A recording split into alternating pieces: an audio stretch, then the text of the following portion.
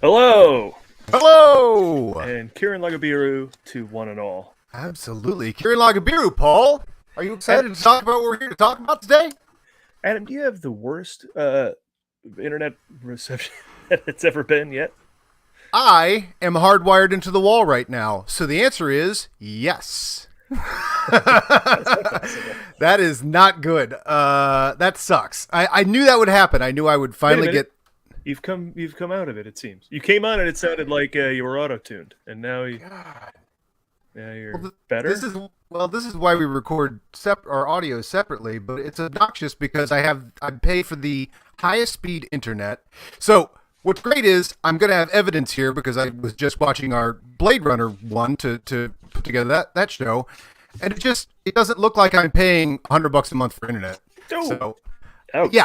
yeah, no, I went with the highest speed so I could send big files to some of my clients, and I don't know. And you've reverted into a auto-tuned, choppy picture again, and I get it. It's again.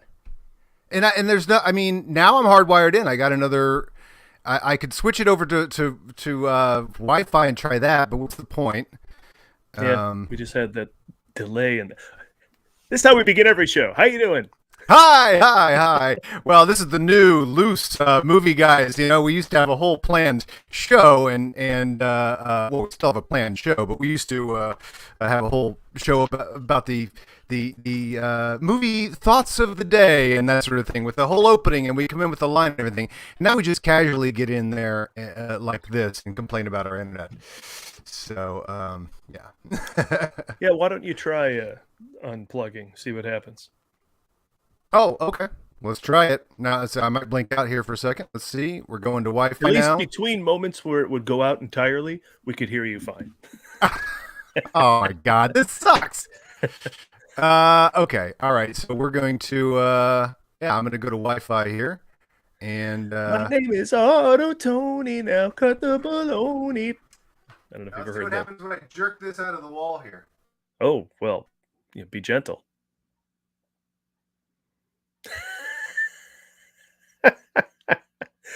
Yeah, that's. I mean, I guess we probably all could have predicted that was what was going to happen. I'm now unplugged. I began the sentence, I am now, and then I just went blank on my screen. You went frozen here. Let's see what happened. All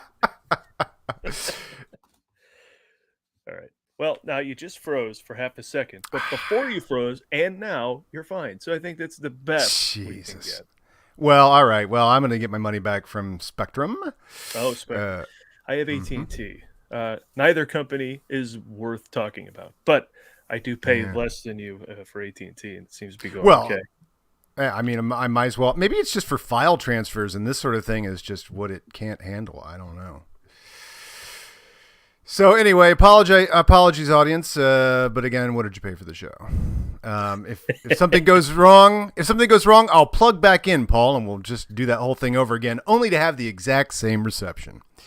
So, no, it's fine now. I mean, have you ever talked to them and just said, "Hey, are you guys noticing this thing that I'm noticing? Is there something on the line that they have like check internet speed buttons on a lot of websites?"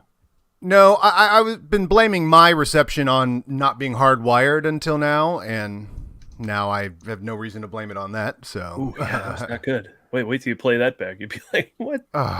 You sounded like the only other thing I think is, oh gosh, do you believe? The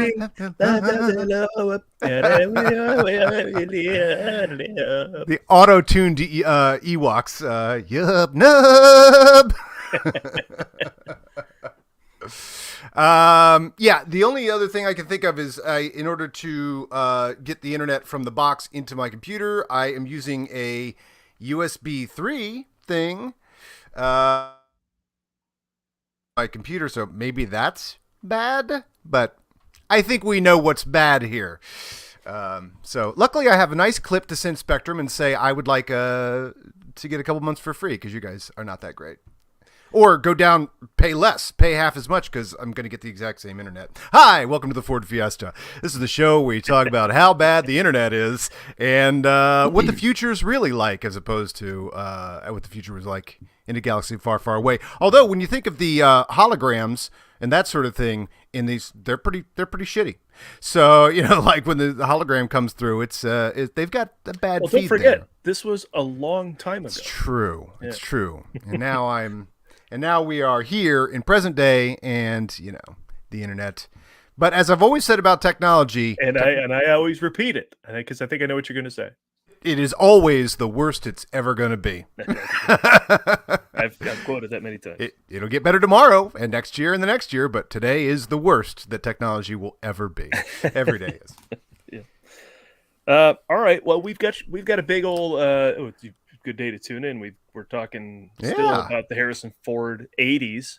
We did, since we reverted to this Monday Ford Fiesta live format, we did Raiders of the Lost Ark and Blade Runner. I mean, you're no money's worth right there. Today, Return of the Jedi. Oh, and not just Return of the Jedi, but just special guest Mark Ellis will be here to join us. We'll talk about his internet for a while, and then we'll talk about Return of the Jedi. Like everything with Mark Ellis, I bet he has the internet of a prince and a god amongst men. Yeah. Yeah. All right, so we've got just the regular show to get to. Adam and I will be recording this on separate local audio feeds, so we don't deal with the internet. Right. And hopefully you guys got the chance to go out and listen to our final version of Raiders of the Lost Ark. Blade Runner is still pending, but the final version of Raiders of the Lost Ark, so you can see the magic of how this happens, and then somehow later it's a show.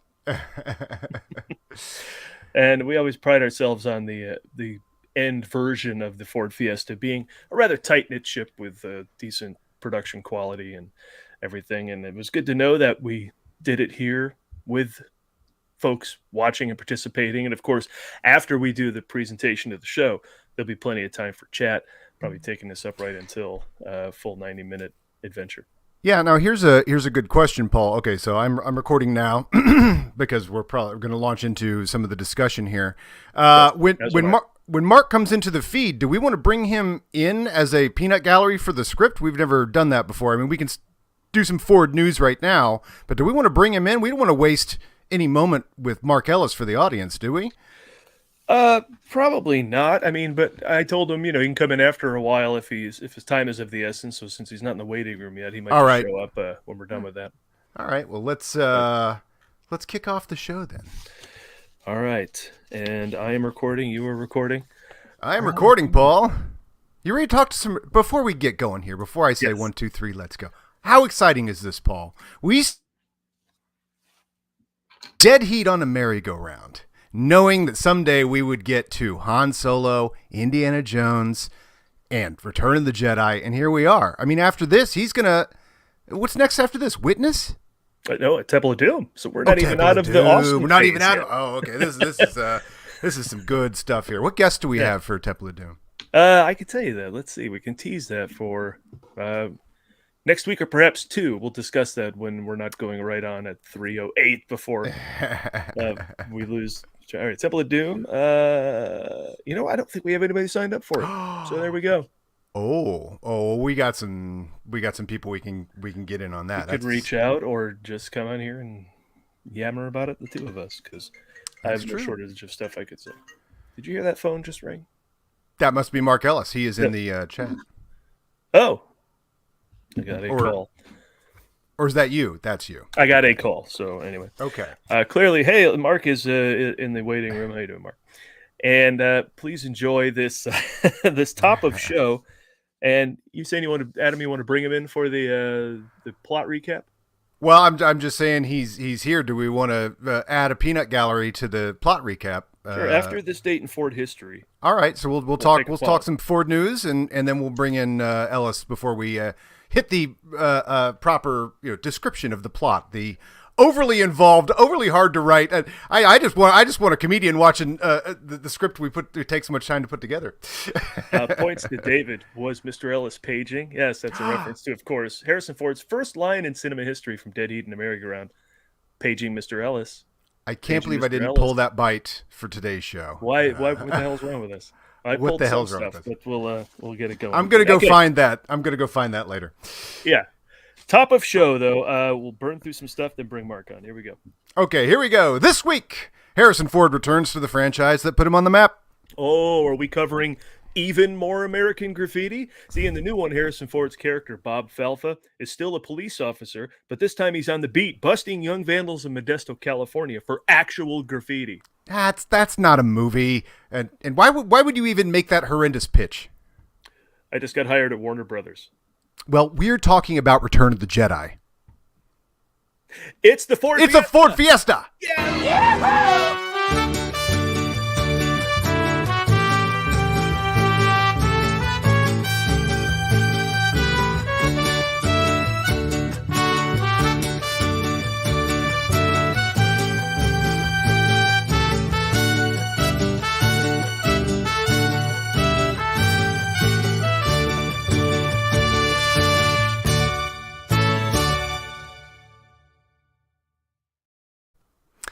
Welcome to the Ford Fiesta. I'm Adam Wickett. And I'm Paul Patine Preston. Joining us later in the show is an old friend, but it turns out we don't talk movies enough, so we've scheduled time. He's a stand-up comic whose special Dog Godfather can be watched for free right now on YouTube, and he's perfecting a new stand-up show.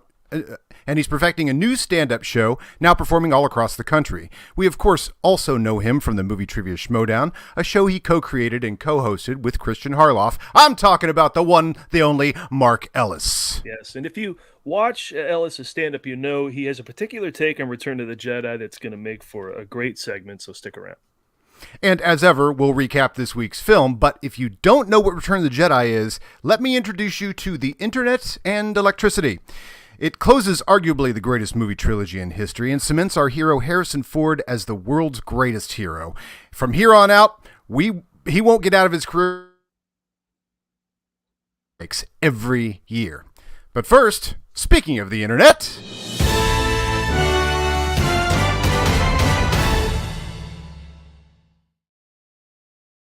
That's right, it's time for Harrison Ford news. What is new in the world of Harrison Ford? Well, turns out Harrison Ford is actually joining the MCU as Thaddeus Thunderbolt Ross for Captain America New World Order, and presumably the Thunderbolt film as well. I called this as a tough call last week because you get into the MCU, that's 10 years, right? And he's already 80. But why slow down? Why as Clint Eastwood says, let the old man in. I mean, and also, come on, one more franchise for Harrison Ford before he hangs it up. That's awesome. And yeah. Marvel, getting Harrison Ford, Marvel has just so steadily added these great actors. Harrison Ford in the Marvel Universe, this is for legitimate celebration. We should have an entire party just for this happening while we're doing this show. And did you see the Ant-Man and the Wasp Quantumania trailer? I did not. I wait to watch those things on my TV. I don't watch them on my phone. Can I tell you a face that was in there? Please. Bill Murray. Bill Murray has entered the MCU? Yeah, so I mean, again, to your point about bringing in any and everybody who's awesome, that's pretty damn cool. So, wow, that's fantastic. Yeah, so Harrison Ford going to be joining for a couple films, perhaps more. But, and a famously irascible character, like a grumpy, a great Marvel grump has been cast with Harrison Ford. I don't know if you guys should get in there and fight all that crime. Yeah. Wilson! Yeah. Get in here. Elsewhere in the news, a One House Bakery, it's called, in Benicia, California, spent a month making a 6-foot recreation of Han Solo in carbonite out of bread. Ooh. They call it Pan Solo, and it is a marvel to behold. Respectable. Pun intended, but go check it out when you get the chance. Just search Han Solo bread. It'll come up, and then you'll be amazed at what this bakery has done. This is new. I mean, we talk about, especially in the Raiders show, we talk about minting classic Hollywood frames or classic icons. I mean, Han Solo and carbonite, man, that is just... that's the iconography of these movies, particularly Jedi, is just, Yeah, incredible. I mean, remember the very first time someone like made a reference to that and was like, or they made the carpet, right? Yeah, they made you're like, oh, what a great reference. People have forgotten about that. The fridge door. Yeah. The fridge door, all that stuff. Speaking of fridge door, you can't see this in the audio version of our show, but there is a Indiana Jones in the fridge wallpaper I have now on my iPhone. Oh, so that is that. And people can awesome. enjoy that. Go ahead and grab that. I love it. And if you Google Harrison Ford news, what does that usually mean, Adam? The Daily Mail. But you get something from the Daily Mail. Yeah, like what shirt was Harrison Ford wearing that was tight on him? He did not wear a shirt this week, nor did he return a bicycle to a place in Santa Monica. That is exactly. Okay. Well, okay. Well, that's good because we don't have time for that. We got to get Mark Ellis in the show. But there was other news when you Googled that, and it turns out Park Ridge, Illinois, rejected a Harrison Ford statue in their town. How dare they? Well, he went to high school there, but he said he was bullied, and he said it was a difficult time for him. And I think they looked at that and went, "Well, you're not getting a statue here." Biggest movie star of all time that might make people know where Park Ridge is. So I don't know. That's disappointing. Should have loved him at the time. Yep. Came. That's the lesson there. Yep. Well, one more quick show segment, a recurring show segment before we get to the recap, and that is...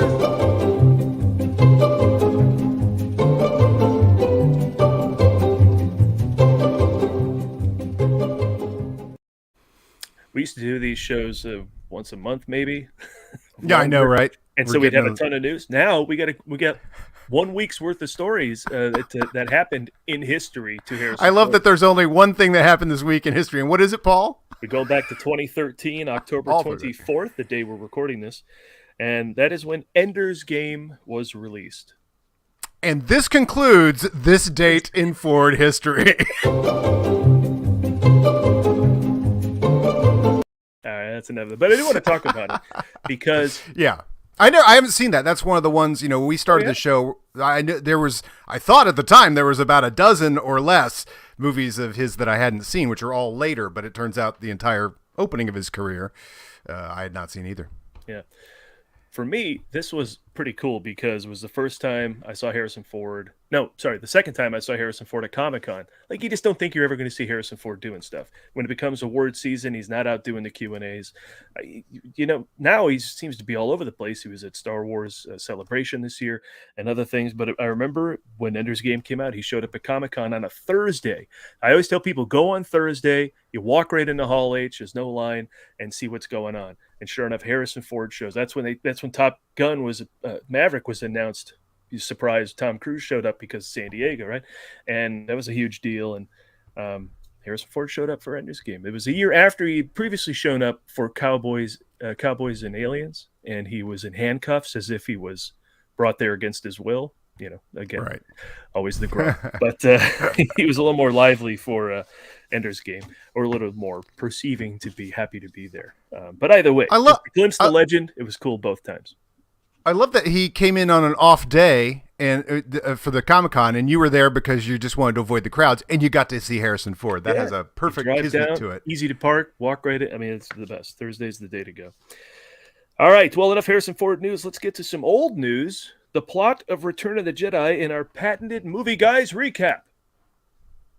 But we will... Paging Mr. Ellis.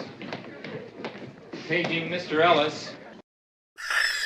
Well done, Adam, and let's bring him in. Hey, it's Mark Ellis. There he is, paging Mr. Ellis. I can't believe I didn't pull that. You page Mr. Ellis, and the wrong Ellis shows up, as it turns out. Can either one of you gentlemen or any of your illustrious fans watching along the live stream say the first name of Mr. Ellis that he was paging? What was the first name of that Mr. Ellis? Yeah, because he got those. Paul, I do know this. Please, because it wasn't Mark. Right, he's asking for one, and then he gets corrected by James Coburn, who says, "Oh no, I'm so and so." But I believe, Paul, I think I know it. Lay it on. I believe he's looking for Bob Pointer. Yeah, I think he's looking for Bob Ellis.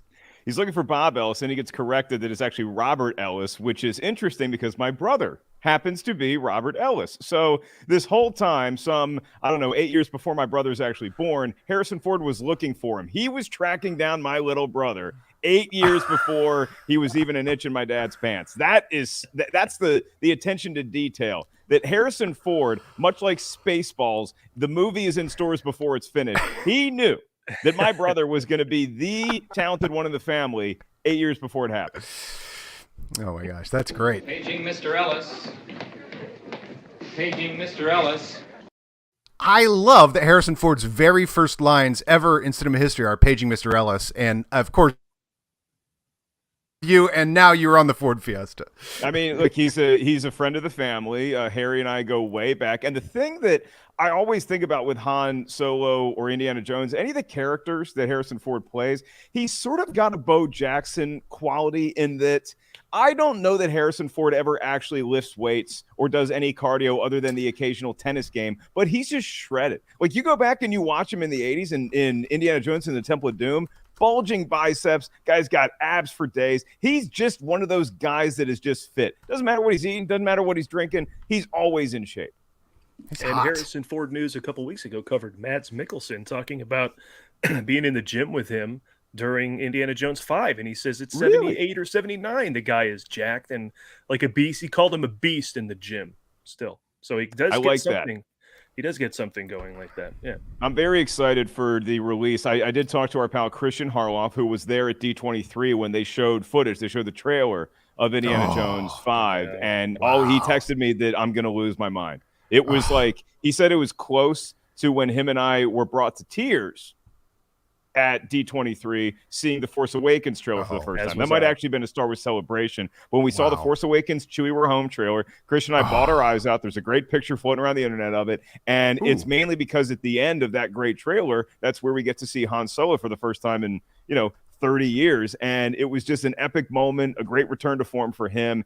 And it's funny that y'all bring up Ender's Game, because I like that movie, and I feel like that was the movie that you could point to before Force Awakens and say, see, Harrison Ford still gives a rip about this. I thought he was great in that movie. Maybe he mailed in Firewall a little bit, but he was back in his form with Ender's Game, with 42, the Jackie Robinson story, when he played Branch Rickey is great. And so, look, the guy's an all-time legend, and it's just humbling that he knows my last name and that now I get to hear you guys gush about him, and now we get to celebrate the greatest film in his filmography, also known as the greatest film ever made. Apologies to you, Top Gun Maverick, Return of the Jedi. Now, see, you don't call it Star Wars Episode 6, Return of the Jedi, or were you just talking casual here in that last sentence? I don't need to, because I have warned the fandom of Return of the Jedi. Paul, I can even get away with calling it Jedi. People are going to know which movie I'm talking about. There's a few movies out there with the title Jedi, with the word Jedi in the title. We all know which one I'm talking about the most. Right. Indeed. Have you seen Empire of the Sun? No. You know what I'm talking about. Have you seen Hope? Oh, you mean Hope Floats? Yeah, it's great. Sandra Bullock, amazing. A New Hope floats. Okay, now off the show here for a second, we're going to go into the recap, and we've got a whole bunch of written, prepared bits and stuff. If you want to chime in on any of it, feel free. Right. Because we're just going to run down the plot and try and be funny about it. Yeah, I can certainly contribute what I can. Here's what I know about Jedi. It's been a while since I've seen it, but I believe Luke Skywalker's return to his home planet of Tatooine in an attempt to rescue his friend Han Solo from the clutches of the vile gangster Jabba the Hutt. It's something like that. Something like that? Okay. That's a pretty good description. I'm single, by the way. That was the first paragraph of the crawl text of Return of the Jedi. You should get a job describing the plot to Ewoks. I hear there's a lot of use for that. Don't you dare tease me with that. My dream in life was to be the guy who writes the blurbs on the back of VHS jackets. I think it might have passed me, but that was always the dream, was just those maybe 2 paragraphs what the movie's about, sell the movie to folks at video stores. That was the goal. I would just, if I were you, erase that opening crawl for Jedi from your front page of your Match.com profile. I mean, I'm been in a relationship for a couple of years, so I don't know, but I'm guessing that may be a step to take. And you travel in your relationship, so that's even more. I'm not sure what's older. Is Greece older than the galaxy we're watching a long time ago? Is Greece like our planet Jeddah? Greece was Randall Kleiser in 1978, so that was. That's not too long ago. All right, let's get to our recap. Paul, now. you should be in movie trivia sometimes. Quick tech thing. Did you get our note about recording on QuickTime while we're doing this? Or I am however you recording, want to record it. I'm recording a backup for you, fellas. So Nice. All Here right. we go Here then. for it. Let's get to it. You know what I just watched? Me pulling a can off some moron's fist? Return of the Jedi. If you couldn't believe they made a sequel to Star Wars in the first place, then you'll love 3 years of inevitability for this third installment of the saga. So this is episode 3. Episode 6. Got it. That's it? No Abbott and Costello who shot first routine about how the number of the film in chronologically released order doesn't match the episode number and it's too confusing. No, But I you're got- saying 6, and it's only the third movie. What? Yeah. Who's on? What's on second? I got it. Who shot first? We all Okay, bought I it. We all bought it. and I just want to say, Paul, if you need, I can explain it to you. I mean, where else am I going to use this fountain of Star Wars knowledge now that there's no movie trivia, Star Wars League? Yeah, Mark Ellis, who's come on the air to apologize for Adam for all the useless information now clogging his brain. Well, yeah, I've got a few facts. Right, anyway, Return of the Jedi concludes something The Empire Strikes Back kicked off. 3 years of discussing the ending to the previous installment. Is Darth Vader Luke's father? If Star Wars and Empire were 70s movies, Return of the Jedi remains the only Star Wars 80s movie, with Ewoks being right at home alongside Michael Jackson, E.T., Mr. T, and Nancy Reagan. And for the third time, the lights dim as the Lucasfilm logo comes up, a pattern we've now been trained to enjoy, the quiet underscoring a long time ago in a galaxy far, far away. And then that suspenseful moment of silence before John Williams announces, the journey has begun.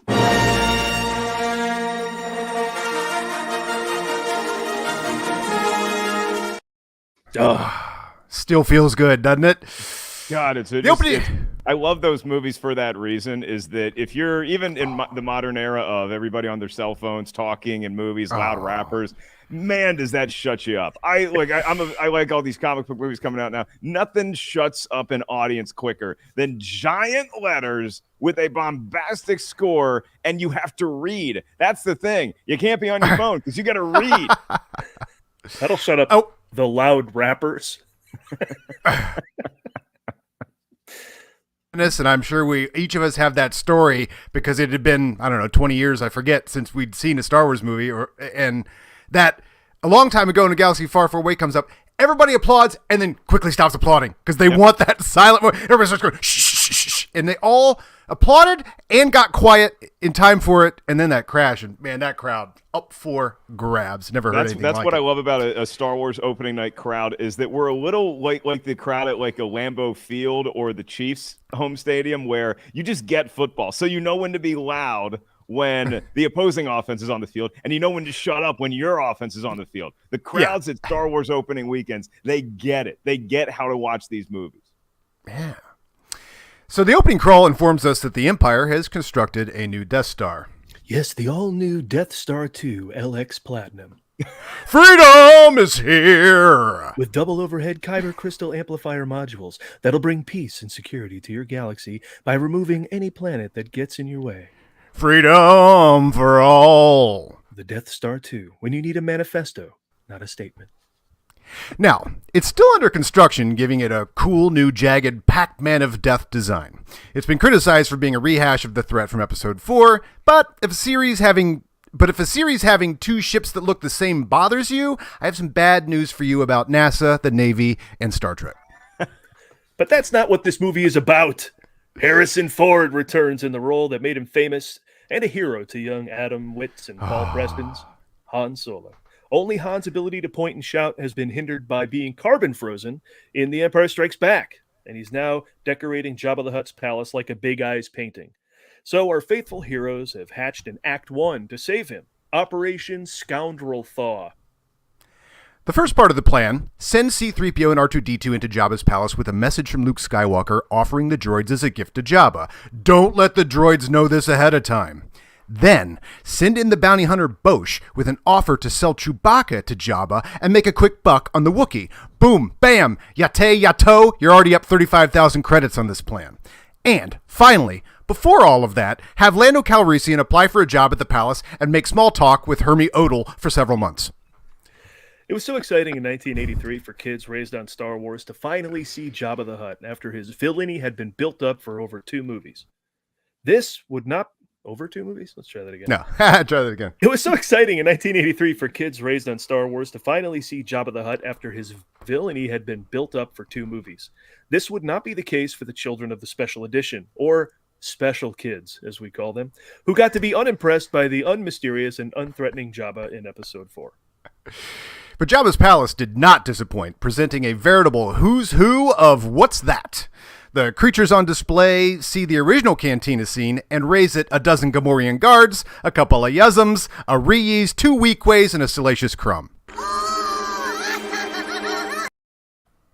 That's my guy right there. I love this Salacious Crumb. And I will say that seeing Jabba's palace, it was great to see the cantina, and I imagine that they probably have an open mic night. Jabba's palace feels like a full-time comedy club where Jabba's the booker, and so you're auditioning for Jabba. Salacious Crumb is sort of like the accountant, the secretary, and then you have Bib Fortuna, who's just sort of the coordinator. He's the host, if you will. But then you get up on stage, and you either kill or you get killed literally by everyone's favorite puppet, the Rancor. Ooh, that's a lot of pressure to perform there. Yeah, I didn't even think of the open mic. Do you think Cy Snoodles has got a tight 5? I think Cy is probably the MC. Actually, right. I think Cy Snoodles, but yeah, because Cy knows how to get an applause break, and the real problem with doing stand-up versus music at Jabba's palace is that when you're playing music, it sort of drowns out what you're hearing below you, which is the Rancor either eating or taking a dump or waking up. When you're doing stand-up, if you can hear the Rancor, your goose is cooked. Because you hear that, you probably smell that thing. Like, I can't imagine they deodorized it. And my big question about Bosch and the transaction between Bosch and Jabba selling the Wookiee, a prized Wookiee, $35,000. Did the direct deposit go through? Did they initiate the direct deposit before the sail barge was destroyed? Because 35 large, it's not bad. We're still just a fledgling rebellion here, and we need all the cheddar we can get. Did the direct deposit go through? Yeah, Jabba what did that go? Jabba writes checks, direct deposit. But it's kind of, making a couple extra bucks, that's an inside scam. Like, bring in Chewbacca, and then we're just going to take him right out of here and then make that money. Yeah. Got his little tiny arms trying to write a check. And all I would say is maybe a gate in the floor that opens to some kind of pit wouldn't hurt at the Ha Ha Cafe. Anyway, in part two of Operation Scoundrel Thaw, the bounty hunter Bosch? I go Nobody Bosch, knows. But I also say Boba Fett. I'm from the South.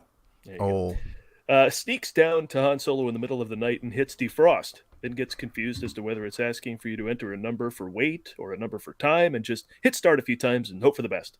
The carbonite that haunted the nightmares of kids for 3 years melts away, and Han Solo appears, alive and free. And who would do such a service for our hero? Who is this Bosch? Why, it's... someone who loves you.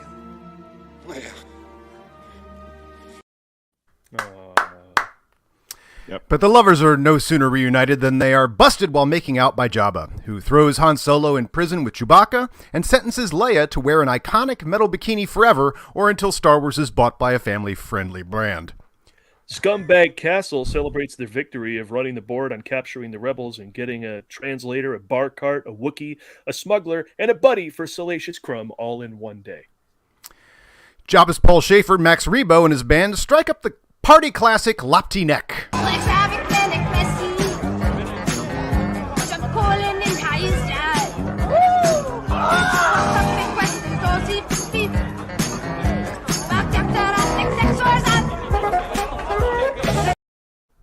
See, Jabba's rocking there. Jabba's feeling the flow. And look, I will say this. I guess Hutts don't subscribe to bro code because I don't care if you're enemies with someone. Han just got reunited with Princess Leia. Jabba, let them have some fun before you throw him in a dungeon with his dog. Let him have a little smooch at least. Don't infringe on that territory. That's how terrible he is. If you didn't know he was a villain until then, like, come on. Is there some sort of like middle ground where throw him in the dungeon with her? And I then, don't hate that idea, and Chewbacca can just stand in the corner like it's the end of the Blair Witch Project.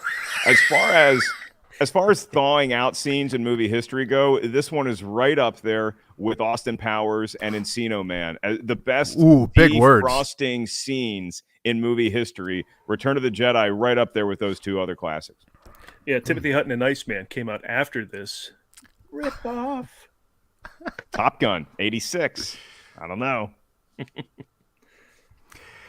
Now, Lofty Neck, of course, plays, but which the special kids did not get, instead getting Jedi rocks. Now, why would Jabba request Jedi rocks? Maybe out of irony? We got Luke's dog, his buddy, his robots, and that girl he kissed. Hey, Rebo, play Jedi suck. Oh, wait, no. You know what would be hilarious?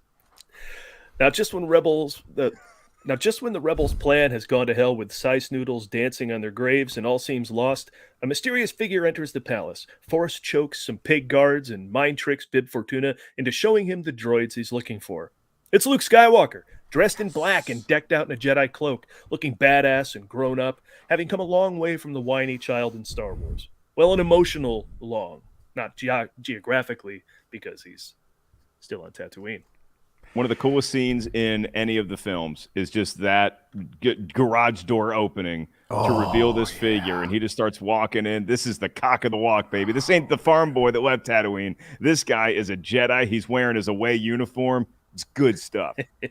Yeah, think of your Luke Skywalker introductions, running up with the droids in Star Wars, very casual, just sort of there on the Tauntaun, in Empire. But here it's like the long walk, and then without even seeing his face, chokes the guard, and then when he gets to Jabba, it actually unveils. It's so good, so good. And if you look closely at his cloak, on the back, you see the Tap Out logo. Yes, and the Under Armour when he pulls the hood back.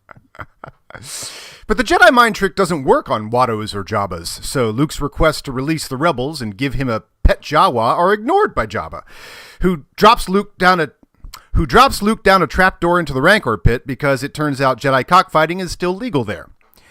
Whoever had money on the pig guard loses quickly, but the late bet on Luke pays out when the Jedi kills the Rancor by tripping the dungeon gate by throwing the skull of Bidlo Corvée. That's right. Star Wars trivia is over, and I'm blowing the secret answers and hoped-for 5-pointers that Nikki DiMolanta was holding in reserve. Anyway, the Rancor Keeper, Malakili, grieves for the loss of the Rancor, named Patissa, and is comforted by the Nikto, Giran. Luke, Han, and Chewbacca are sentenced to walk the plank of the space pirate ship, ticking off another pulp genre box, and sending them to a long, painful death in the stomach of the Sarlacc. A palpable serial cliffhanger tension like no child watching at the time had ever experienced before grows as Han is asked for his last words, and he delivers. You tell that slimy piece of worm-ridden filth he'll get no such pleasure from us, right? That's a wingman. Chewie not necessarily agreeing with Han's tactic of taunting the giant desert slug, but Chewie's going to go along with it because Han's his boy and Chewie is Han's boy. And this leads us to where you guys are about to go. Another one, possibly my favorite scene in all of Star Wars, is just the little salute. Luke and R2-D2 have this thing down to a T, like a great quarterback receiver combo. They just know each other's rhythm. R2-D2 can throw that lightsaber before Luke is even out of his break, and you just know that he's going to toe the line, make the catch, and rip up some shop with that lightsaber. A new lightsaber. A new one. Yeah. Amazing. Luke is pushed to the edge of the plank as R2 wheels into position. As you say, Luke falls, grabbing the platform and flips into the air. As R2 fires Luke's lightsaber into the air, Luke catches it, igniting the green lightsaber, making all the little boys watching on opening night shit there pants. Then Luke then shows Jabba that 100 men and 3 ships are no match for 1 Jedi. All hell breaks loose as Luke tears into the Hutt lackeys, but his luck's about to run out because the greatest bounty hunter in the galaxy, the badass of badasses, with more unrealized potential per square foot than any other character in the series, Boba Fett, flies into the battle on a goddamn jetpack, and then is accidentally fired into the Sarlacc by a blind guy goofing about. Okay, it's a bit of a letdown. But also, stop! is choking Jabba. Luke is doing acrobatics and busting up punks like we've never seen a Jedi do before. Han and Chewie are rescuing Lando, and Salacious B. Crumb is eating C-3PO's eyeball. The sequence concludes as Luke blows up Jabba's sail barge and recreates the famous rope swing from Star Wars as he and Leia escape the exploding ship and the fiery death of all on board as the smell of burnt Efont-Man. That's a character's name. I was not in the Star Wars division. You want to try it again? What is it, Efont-Man? Yeah, Efont-Man. You sound like me asking a question in the Star Wars division of the Schmoedown. You can say burnt. You can say burnt Amanaman. You can say burnt Yuzum. You can say burnt. There's a lot of. The sequence concludes as Luke blows up Jabba's sail barge and recreates the famous rope swing from Star Wars as he and Leia escape the exploding ship and the fiery death of all on board as the smell of burnt Yezum blows across the Tatooine desert. Thus ending arguably the best 30-minute serial installment of a franchise born of serial-style storytelling, which they abandoned, ironically, once they started making short-form entertainment. That's an interesting point you just bring up. I would put it's this sequence and Indiana Jones and the Last Crusade, that opening number with River Phoenix, like those are two all-time. We're back in the world. Here's a fun little adventure before it's the best appetizer. Luke and Han and Leia, Lando, Chewie, the whole gang at Jabba's palace. That is the bloomin' onion of Star Wars. It is the single most popular, best tasting appetizer before a delicious main course. I mean, this stuff just blew my mind as a kid. My parents endeavored to bring me there on it. We'll get into it, but go on an opening night and this is happening. I'm like, whoa. But enough sand. I hate sand. Isn't this a movie about stars and wars? It sure is. And off we go to the stars to prepare for wars as Han, Leia, Lando, Chewie, and the droids rendezvous with the rebel fleet. Yes, they have a fleet, unseen in the previous installments, with the more budget-friendly rebel cell of 5 or so. But this movie has another beloved character to kill and more Skywalker relatives to unveil. So Luke makes a visit to Yoda, now 900 years old and no longer the spry, lightsaber-wielding youngster he was at 870. Yoda confirms the answer to the question asked on playgrounds for the last 3 years, and it's true. I owe Richard Jones $5 because Darth Vader is Luke's father. You are the father!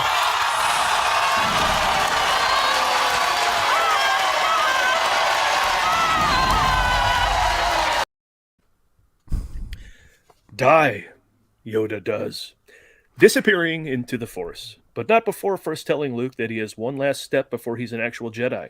Defeat Darth Vader, who's no longer a faceless villain, but a major emotional conflict for a Jedi to face. Obi-Wan appears because he has some splaining to do.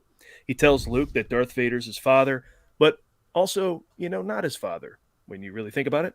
Also, Darth Vader invented C-3PO. Luke made out with his sister, and Rick Ollie is Lobot. Mark? But enough visiting friends and talking to ghosts like there's no Death Star. There's a Death Star! The Rebel Alliance gathers to make a plan to blow it up. We are introduced to a glorious collection of Admiral Akbars, Mon Mothmas, and General Madines. No specific Madines? No, just general ones. What about prune faces? Oh, there's very specific prune faces. Now, unlike the last time, the Rebels don't have to look for a tailpipe the size of a womp rat. The Death Star 2 is a more open concept. You can just walk right in. The openings are more the size of a famba. Famba. Try it again, Paul. Come on, Paul. Try it again. Famba. Just the end.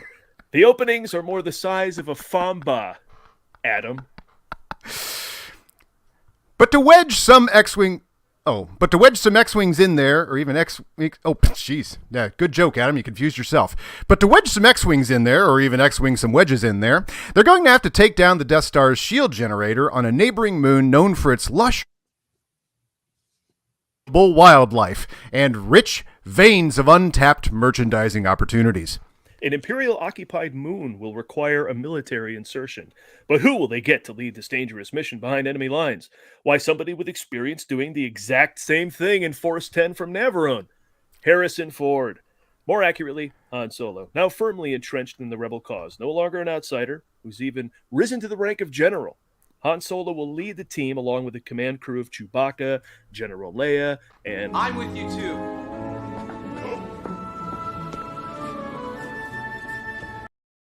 Yeah, our boy comes to join the fight, but I will point out Han's a general, and I give Han all the credit in the world for sticking it out. This was not originally his cause. He was like me, just a lone wolf flying around the galaxy, doing gigs, running spice.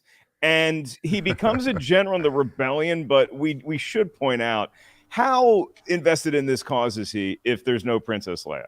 I mean, let's be real.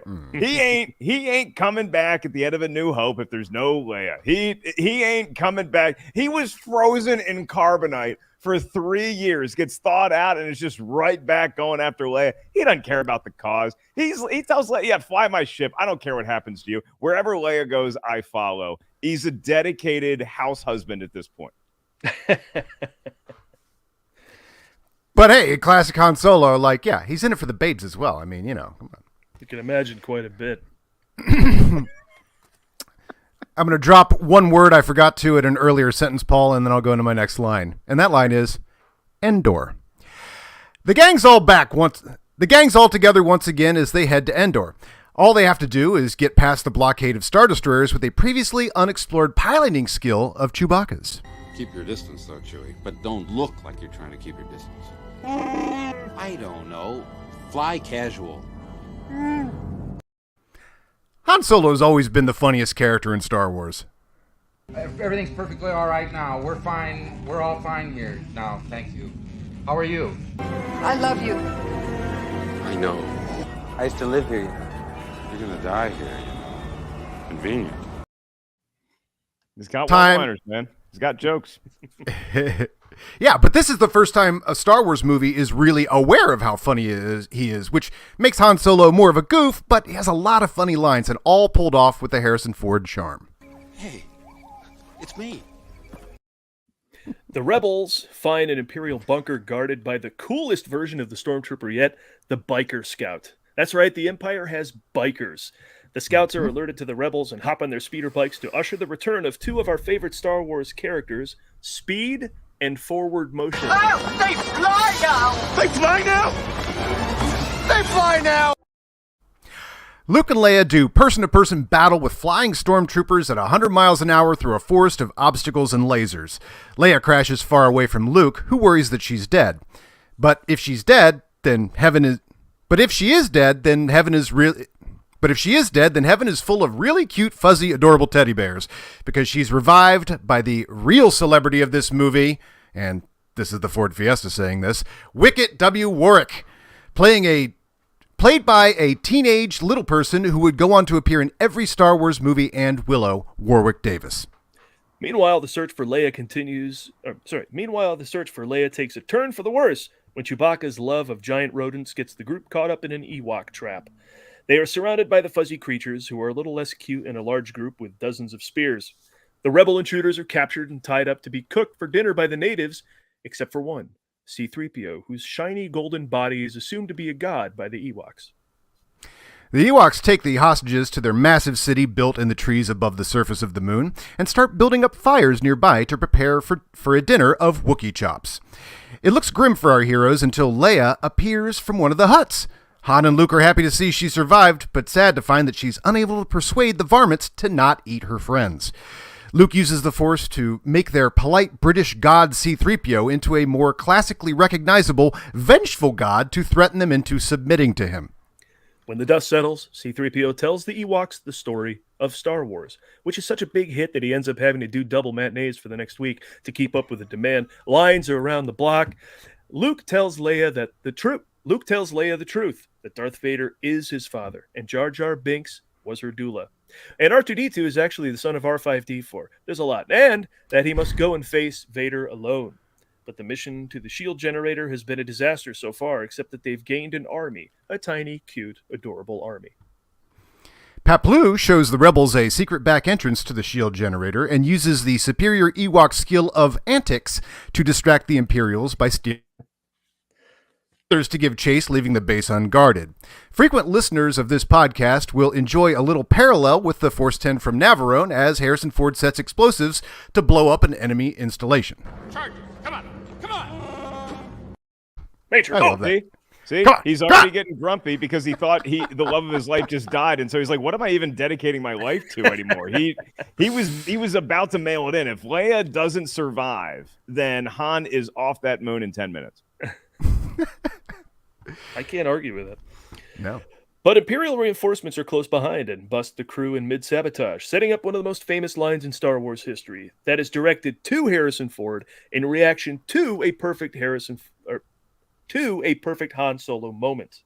The Imperial officer Dyer, played by sound effects master Ben Burt, charges in, drawing his gun on Solo. Han's first instinct is to throw the bag of charges at him, sending him plummeting to his death, only to let Imperial officer Renz get the draw on him and directing the famous insult to our favorite scoundrel. You rebel scum. Ooh, man, language. And this one gets more intense with the languages. Now, once again, all is lost for the rebels. How will they get out of this one? But before you can say tune in next week, a massive army of Ewoks comes to their rescue, surrounding the Imperials, wreaking havoc, too small to be easy targets, blending in with their environment, and attacking in a force of indeterminable size. The adorable army defeats the Stormtroopers, which many critics have called unrealistic, but that's kind of funny because that's what I call those critics who are looking for realism in this movie. The Ewok assault on the Empire was not a Vietnam analogy to viewers in 1983, no more than Star Wars was a nod to the Hidden Fortress to first-time viewers in 1977. That's something we all read in articles and then pretended was obvious later to impress our friends. This is just fun. The ways the scrappy little furballs are able to defend their turf and take down the Imperial machine are fun and very different from any other war sequence in Star Wars. There's redwood-sized log traps, chicken walkers being boarded by a Tarzan swinging Chewbacca, hang gliding, and all of it somehow just improbably cute. The Ewoks did something amazing because the Ewoks got every kid out of their house for the next 10 years just to go play in nature, to go build tree houses, to build weaponry. And if you think, or any movie critics out there think, that the Ewoks defeating a bunch of biker scouts, some stormtroopers, Imperial forces tossed in there, I would just take you to 3 years prior to Return of the Jedi in 1980, when a team of men, nay boys, defeated the USSR to advance to the gold medal game and then win that in the Olympics, the winter version. Mark Ellis, do you believe in miracles? Yes! Now, this all gives Han enough space to blow the shield generator, triggering a chain reaction that explodes this movie into the third act and leaving the Death Star defenseless. An element of Star Wars style, the third act that to its own in Return of the Jedi, as this movie and the trilogy culminates with a land battle on Endor, a Death Star space battle led by the Millennium Falcon, piloted by Lando Calrissian and Nine Numb, and a third battle for the soul of the Force aboard the Death Star between Luke, Vader, and the Emperor. So much is going on in this movie, we haven't even mentioned the Emperor. Just like Jabba, the Emperor has been mentioned in the last two movies, and so enters with several years of playground discussion anticipation. Also, he has 4 red guards who rule. The space battle has grace, the land battle is convulsive, but the fight against the Emperor is a psychological game as the Emperor tries to turn Luke to the dark side by making him give in to anger. Do it. Do it. All right. Let me play that cleanly again. It's supposed to be this one. Do it. Well, there it is. How many do it clips do you guys have on this show? But that's a funny companion to it. Do it. Okay. Do it. Do it. All right. Love it. Love it. We'll have to combine them two. Do it! All right. The Emperor also presents a path for redemption for Anakin Skywalker. If this ultimate evil has a hold on Anakin, then certainly his defeat can redeem Darth Vader. The Emperor tries to trigger Luke's anger, but when the insults "your mom kisses fascists" and "your mom rides a Nexu" don't enrage him, Palpatine pulls out the big guns by unleashing the full power of the planet-killing machine to destroy the rebel fleet. It's a trap! That tears it. You're going down, Palpy. Luke gives into anger and tries to kill the Emperor, kicking off a lightsaber duel with Vader. But unlike The Empire Strikes Back, this is a very different Luke, a lightsaber fighter, the equal of Vader's. Of course, now we see where he gets it. Luke gives further into rage until he knocks Vader to the ground and maniacally beats him down and cuts his arm off. Not again. The Emperor cackles at having broken Luke, whose anger seems primed for a fall to the dark side. But Luke is way ahead of him, looking at his robotic hand and realizing the path that he's on. But also, he's now a Jedi. He's completed Yoda's last task, and in an underrated moment, Luke's maniacal anger at the defeated Vader disappears by the time he turns to the Emperor, now calm, and punctuates the Emperor's failure at making him a weapon by throwing his weapon away. But that was lost on kids in 1983 who all yelled, "You idiot!" at him getting rid of his weapon. And they were right, because the Emperor unveils a little power of the Sith that he had been held in reserve. But the Emperor unveils a little power of the Sith that had been held in reserve. Lightning hands! He electrocutes the defenseless Luke, who calls out for his father to help. It's his only hope. And the rise of the light side of the Force and Luke's ascendance did in fact reach the good inside Anakin. Luke's faith is rewarded as Anakin hits reverse on 30 years of bad choices and takes out the Emperor, throwing him down an endless shaft on a planet that's about to explode. There is absolutely no way he could ever somehow return. No, he's done. Bury him. He's have the funeral. Give him the eulogy. Put him in 6 feet on. He ain't coming back. I will also say this. It's interesting you point out the tactical error that Luke made by throwing away his lightsaber. We all freaked out. We should not have been surprised, because this is the same cat who 6 years ago had a brand spanking new targeting computer telling him where to shoot the missiles at the Death Star, and he turned it off. He turned it off, and everybody back on Yavin 4 is like, what the hell is the newbie doing? The rookie's freaking out. He's like, don't worry, guys. I got it. There's an old dead wizard talking to me. He's going to take care of this. And so we should not have been shocked that 6 years later, he basically did the move, which is very confident and cocky of him, is that he basically is like, he treated the Emperor like it's his little brother, and they're playing basketball, and Luke's just going to play with his left hand. I got this. Now, during this and the Battle of Endor, Lando, Nine Numb, and Wedge give us a new style of Death Star battle, no longer in trenches with danger on either side, but in a series of tunnels and pipes and construction scaffold as they battle TIE fighters in the Millennium Falcon. That's right, an X-Wing blew up the Death Star in Episode 4, but in this one, it's the Millennium Falcon. One more mark in the win column for Return of the Jedi. And once again, the Death Star blows up, except in proper sequel ratio. This bigger Death Star blows up twice as much. Darth Vader burns atop a funeral pyre on Endor as the rebellion celebrates a decisive victory, for now, while all dancing and celebrating to the greatest Star Wars song, the Eye of the Tiger of the Ewok world, Yub Nub.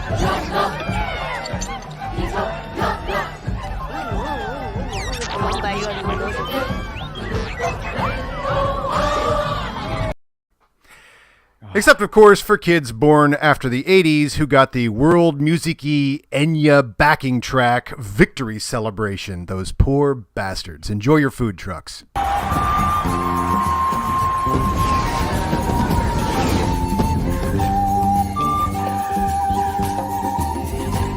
That's enough of that. That's the plot of Return of the Jedi, everybody. Well done, boys. Didn't know. Congratulations. I would say that Yub Nub, I see the comparison with Eye of the Tiger from the Rocky franchise, but I feel like Yub Nub is the Endor version of We Are the Champions, where that's the song that plays every time anything related to Endor wins a championship. You hear that song right into We Are the Champions.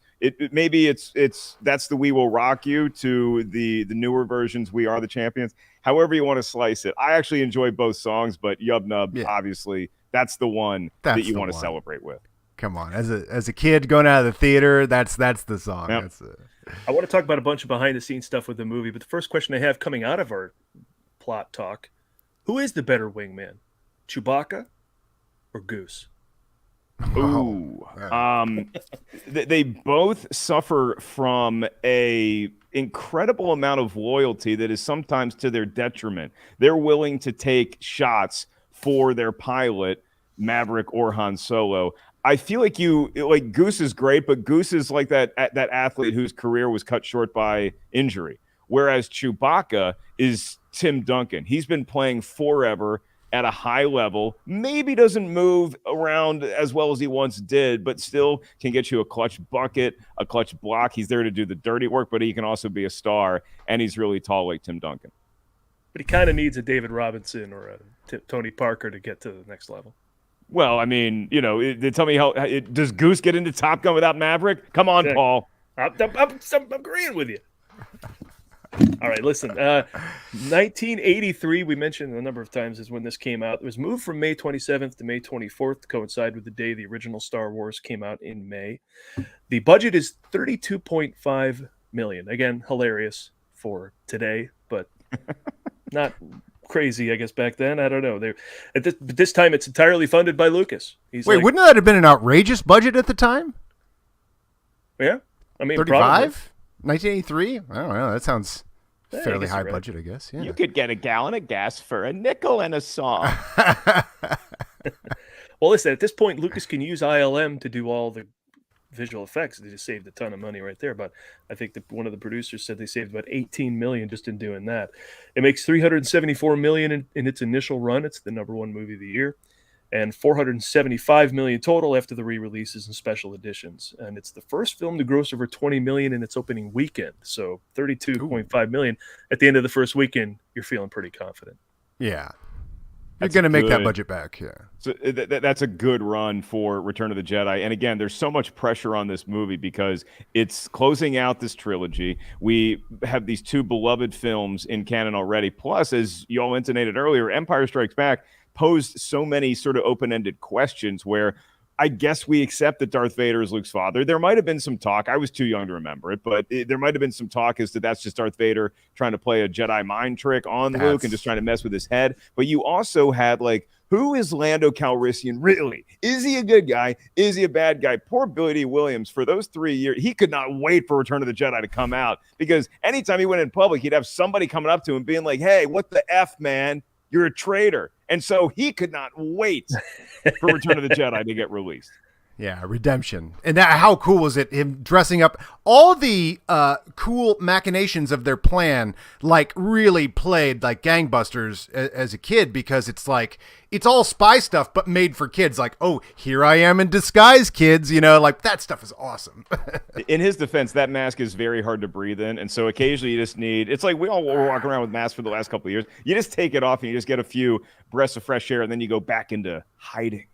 Yeah. Now, you mentioned it's the last one. It's all this anticipation comes up. And so it's your favorite of the three. And I know you have a take on that you mentioned in your stand-up routine. So go ahead, just explain to us why this is your favorite of all the Star Wars. But for me, it's the first one. This is your favorite. Why so, Mark Ellis? 2 simple words, Paul. We won. We did it. And we didn't win like we won in 77, where, hey, it's a nice victory, but we still got to go to this ice planet to hide. We just had a giant W, and then the Empire's like, don't worry, we still have the might of us and the dark side on our side. We got all these gigantic super Star Destroyers. You're still a little pitiful band. And so you can't really compare this new Death Star, which, by the way, it is so on brand for the Empire to rebuild the exact same thing that got destroyed. That is Jerry Jones. That is Elon Musk. That is any rich person on earth saying, I'm going to do what I want. I will just rebuild the thing just to troll everybody. Yeah. It's the corporate logo almost. Yeah, it's like we're going to stick with that. And also, look at all the trouble they went through to get the plans for this thing to begin with, to design this thing. They had to make friends with the little creatures on Geonosis to get them to build. They went through so much trouble. It's like, well, they can just going to scrap that, and Jyn Erso's dad, Galen Erso, were they going to just scrap all that work and just go, well, okay, let's think of something else. They made it better. It's the same thing like when you demolish a football stadium, guess what? You're building a new one, and it's going to be bigger, and it's going to be better. You're telling me still going to be oval. The Texas Stadium was as tough to destroy as New Jerry World is? No, they were built, and this Death Star wasn't completed, so it kind of looked like a kick-ass convertible in outer space. It had like the top down, or it looked like the 80s after disco with a destroyed disco ball because everybody took a baseball bat to it. There's a lot of symmetry between what was happening in 1983 and the look of this new Death Star. One of the many things I appreciate about this movie. Oh, kind of an El Camino vibe too. It almost like the front part, and then you just kind of got the back out. Yeah, okay, yeah. And it gave, but here's the issue that I have with Return of the Jedi is that you can't pull off the way that Obi-Wan Kenobi just outright lied to Luke Skywalker unless you are Sir Alec Guinness. If you're a kid watching this and you get in trouble, don't tell your parents, oh, well, you see, I'm right from a certain point of view. Don't do that with your significant other. It's not going to end. I didn't cheat on you, but from a certain point of view, it only works if you're Sir Alec Guinness. But when you think about it, I didn't cheat on you. When you really think about it, I also didn't cheat on you.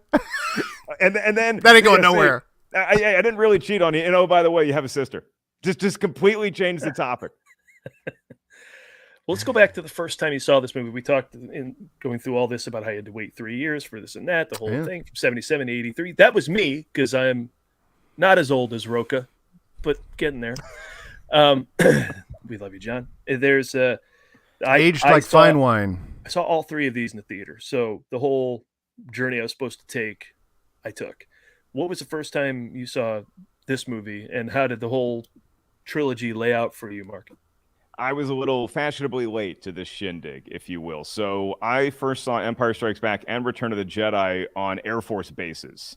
Ooh. There was like a little movie theater setup. So I want to say I probably saw Return of the Jedi for the first time in 1984. Because it would have its like theatrical run, and I think it was re-released in theaters a few different times. But then the Air Force would get it, like the military would then get to run it. But you obviously can't run it on an Air Force base, simultaneous with its opening weekend in theaters in May of '83. So I want to say probably '84 is the first time I saw it, and I kept going back to my parents and saying, can we watch once we had it on VHS? I just wanted to watch the skiff part over and over and over again. And over. And oddly, I always seemed to nod off watching that movie. I'd come home after school. It's the movie that I learned how to use a VCR with.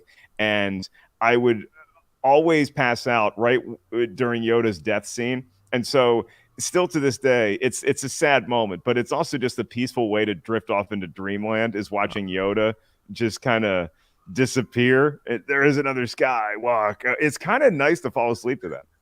Well, that's kind of funny that the timing of that is actually perfect. Like for a child who's, probably to get the first half hour in before you're kind of getting a little tired anyway. So that first act break where I could see you conceivably falling asleep at the same time as Yoda every time you watch that. Yeah. I'm good with Yoda passing away because he lived a long life. But if you make it too deep into Return of the Jedi, you're not going to sleep. You're going to have nightmares if you are after you bawl your eyes out I know they had to raise the stakes, but you could kill all the rebels you want. The Ewok dying, it's still, I can't do it. Don't kill the dog, don't kill the Ewok. They went there.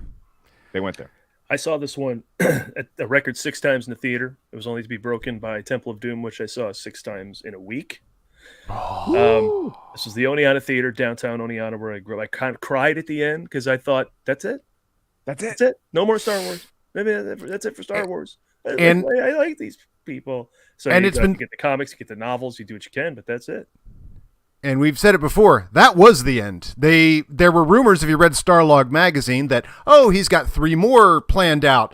But then as of 86, 87, you're like, oh, that's never happening. They don't wait this long to make movies. We had 3 years or whatever. So by the time you get to the rumors in 97 that he's going to make a new Star Wars movie, I was just like, bullshit. No way. That's not happening. So when I saw the trailer for Phantom Menace, I was like actually, blown through the wall because that just was never going to happen. I lost my mind because we had been reading Star Wars for the last 10 years. Can you children imagine the suffering that happened as a Star Wars fan in the late 80s and early 90s? Because you're watching George Lucas's career and he produces Willow and Howard the Duck and stuff like that. But it's odd because he was on set at Jurassic Park visiting his friend Steven Spielberg, checking out this new dinosaur movie. He's looking at the dailies. He's looking at the CGI technology they're going to use for the dinosaurs. And that's sort of when the spark happened in his head. Like, I can do anything I want with these movies now. And but the big thing for me was 2 keys that were coming back to Star Wars. One, ironically, it was George Lucas directing a small film starring Brian Benben of HBO's Dream On fame called Radioland Murders. And even though Radioland Murders had absolutely nothing to do with Star Wars, it was this screwball comedy. It was George Lucas directing a movie, and it's like, oh, this guy's still around. And then when he started tinkering, say what you want about the special editions, super exciting time for me to see that new footage incorporated in the original movies, because that meant that George Lucas, the director, was back in the gym, getting the rust off and tinkering with these new toys that he didn't have at his disposal 15 years ago. And so just to watch that, to watch the Jabba the Hutt scene, to watch a new band play at Jabba's palace, it's like, wait a minute, we got something going here. And he had a quote that I remember reading in a newspaper at my buddy's house, that now with CGI and the way it's gone since Jurassic Park, Yoda can get up and walk around. And I remember reading that being like, wait, what? Are we doing that? We're doing this. We're doing this. I saw the Phantom Menace trailer when I was a freshman in college. My roommate showed it to me on the internet. First show I watched on the internet. And I paid to go see Meet Joe Black the next day. I paid for Wing Commander to see it. That was the second trailer, and I also did that. Yeah. I also did that. Yeah. I should also mention, this is the first time I think in my life I did watch the movie, not leave my seat, watch the next showing of the movie. They were always 7 and 9:15 every day at the Oneonta Theater where I grew up. So I would watch the 7, I just wouldn't go anywhere. Watch the 9:15, go home after that. So what a movie. The whole time you're sitting there at that 7, as soon as the Jabba's palace scene ends, you're like, all right, I want to watch the rest of the movie, but I'm staying here for the next showing. I need to see that again. And I should mention something else you talked about before, the idea that is Darth Vader lying. Lucas supposedly had met with psychologists, child psychologists, to ponder the idea of the big lie like that. So then I guess he and Richard Marquand, the director, wanted to bring back Yoda. He wasn't in the original script, but you bring him back to confirm that Vader is Luke's father, and then you got hopefully the idea that he was lying just is put to bed then between him and Obi-Wan confirming it. But that whole thing of having a discussion between installments of a movie was just so radically new. I mean, it was all we talked about after Empire was, what do you think Han's dead? What do you think? I mean, the discussions or even after Star Wars, like, do you think Darth Vader's still alive when he flies off into space or whatever? Of course, I didn't know sequels existed at that time. When I found out they had made Empire Strikes Back, I was like, they made another one of those? But now by Jedi, I was like, oh, they're going to make another one, right? Yeah. Okay, so here's a fun game to play. What if these movies came out in the modern era, what post-credit scene would be attached to each installment of the classic trilogy? What a great question. Go ahead. No, you go. I don't want to interrupt the show. At the end of Empire, you look at Luke's situation, and how does he come back such a badass at the beginning of Jedi?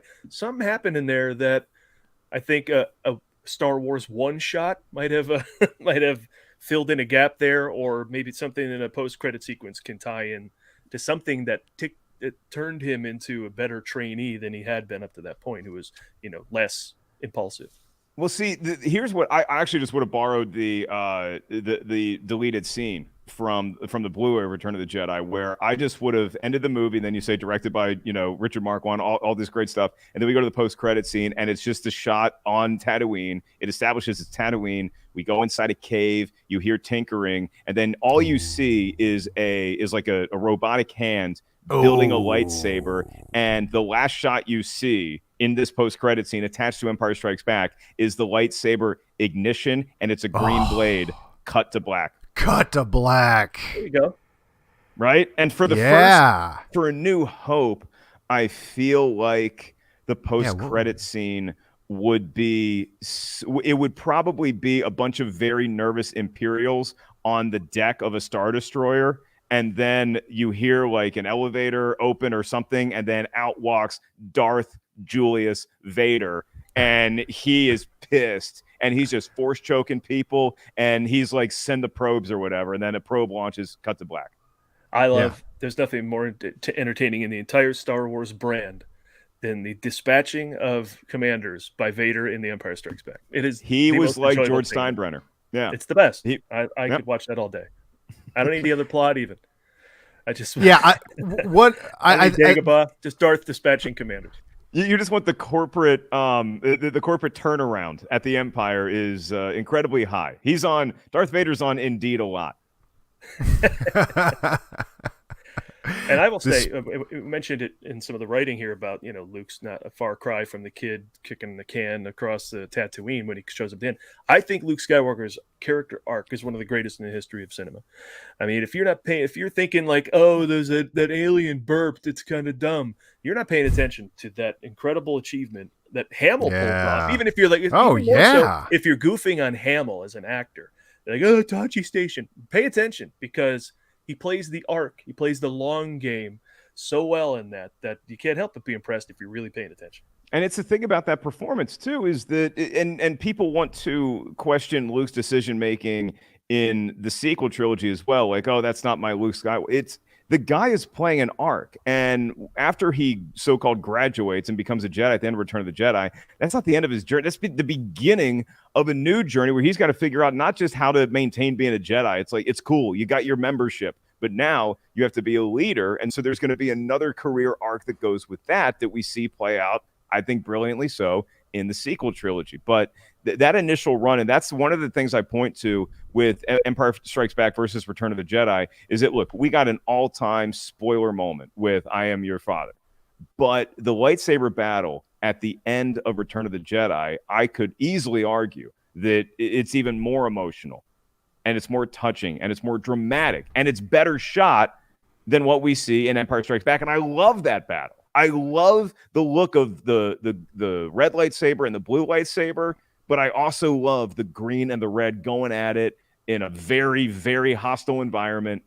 It brings me chills, and the music that's playing, the chorus that you hear, it's perfect. Oh,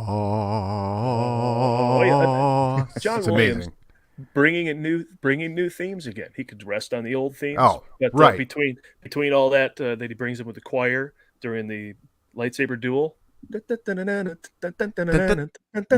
space battle music, brand new. That's so good. Yeah, it's the best ever. Amazing. Let me throw out some names that could have directed Return of the Jedi. Spielberg was considered. He had his own run with the DAGA like Lucas did, so I don't think he could do it. Oh, right. David Lynch's response: next door, Adam, if you may, next door to yes, zero please. interest. Please, next door to zero interest. I have next door to zero interest, George. There you go. Thank you.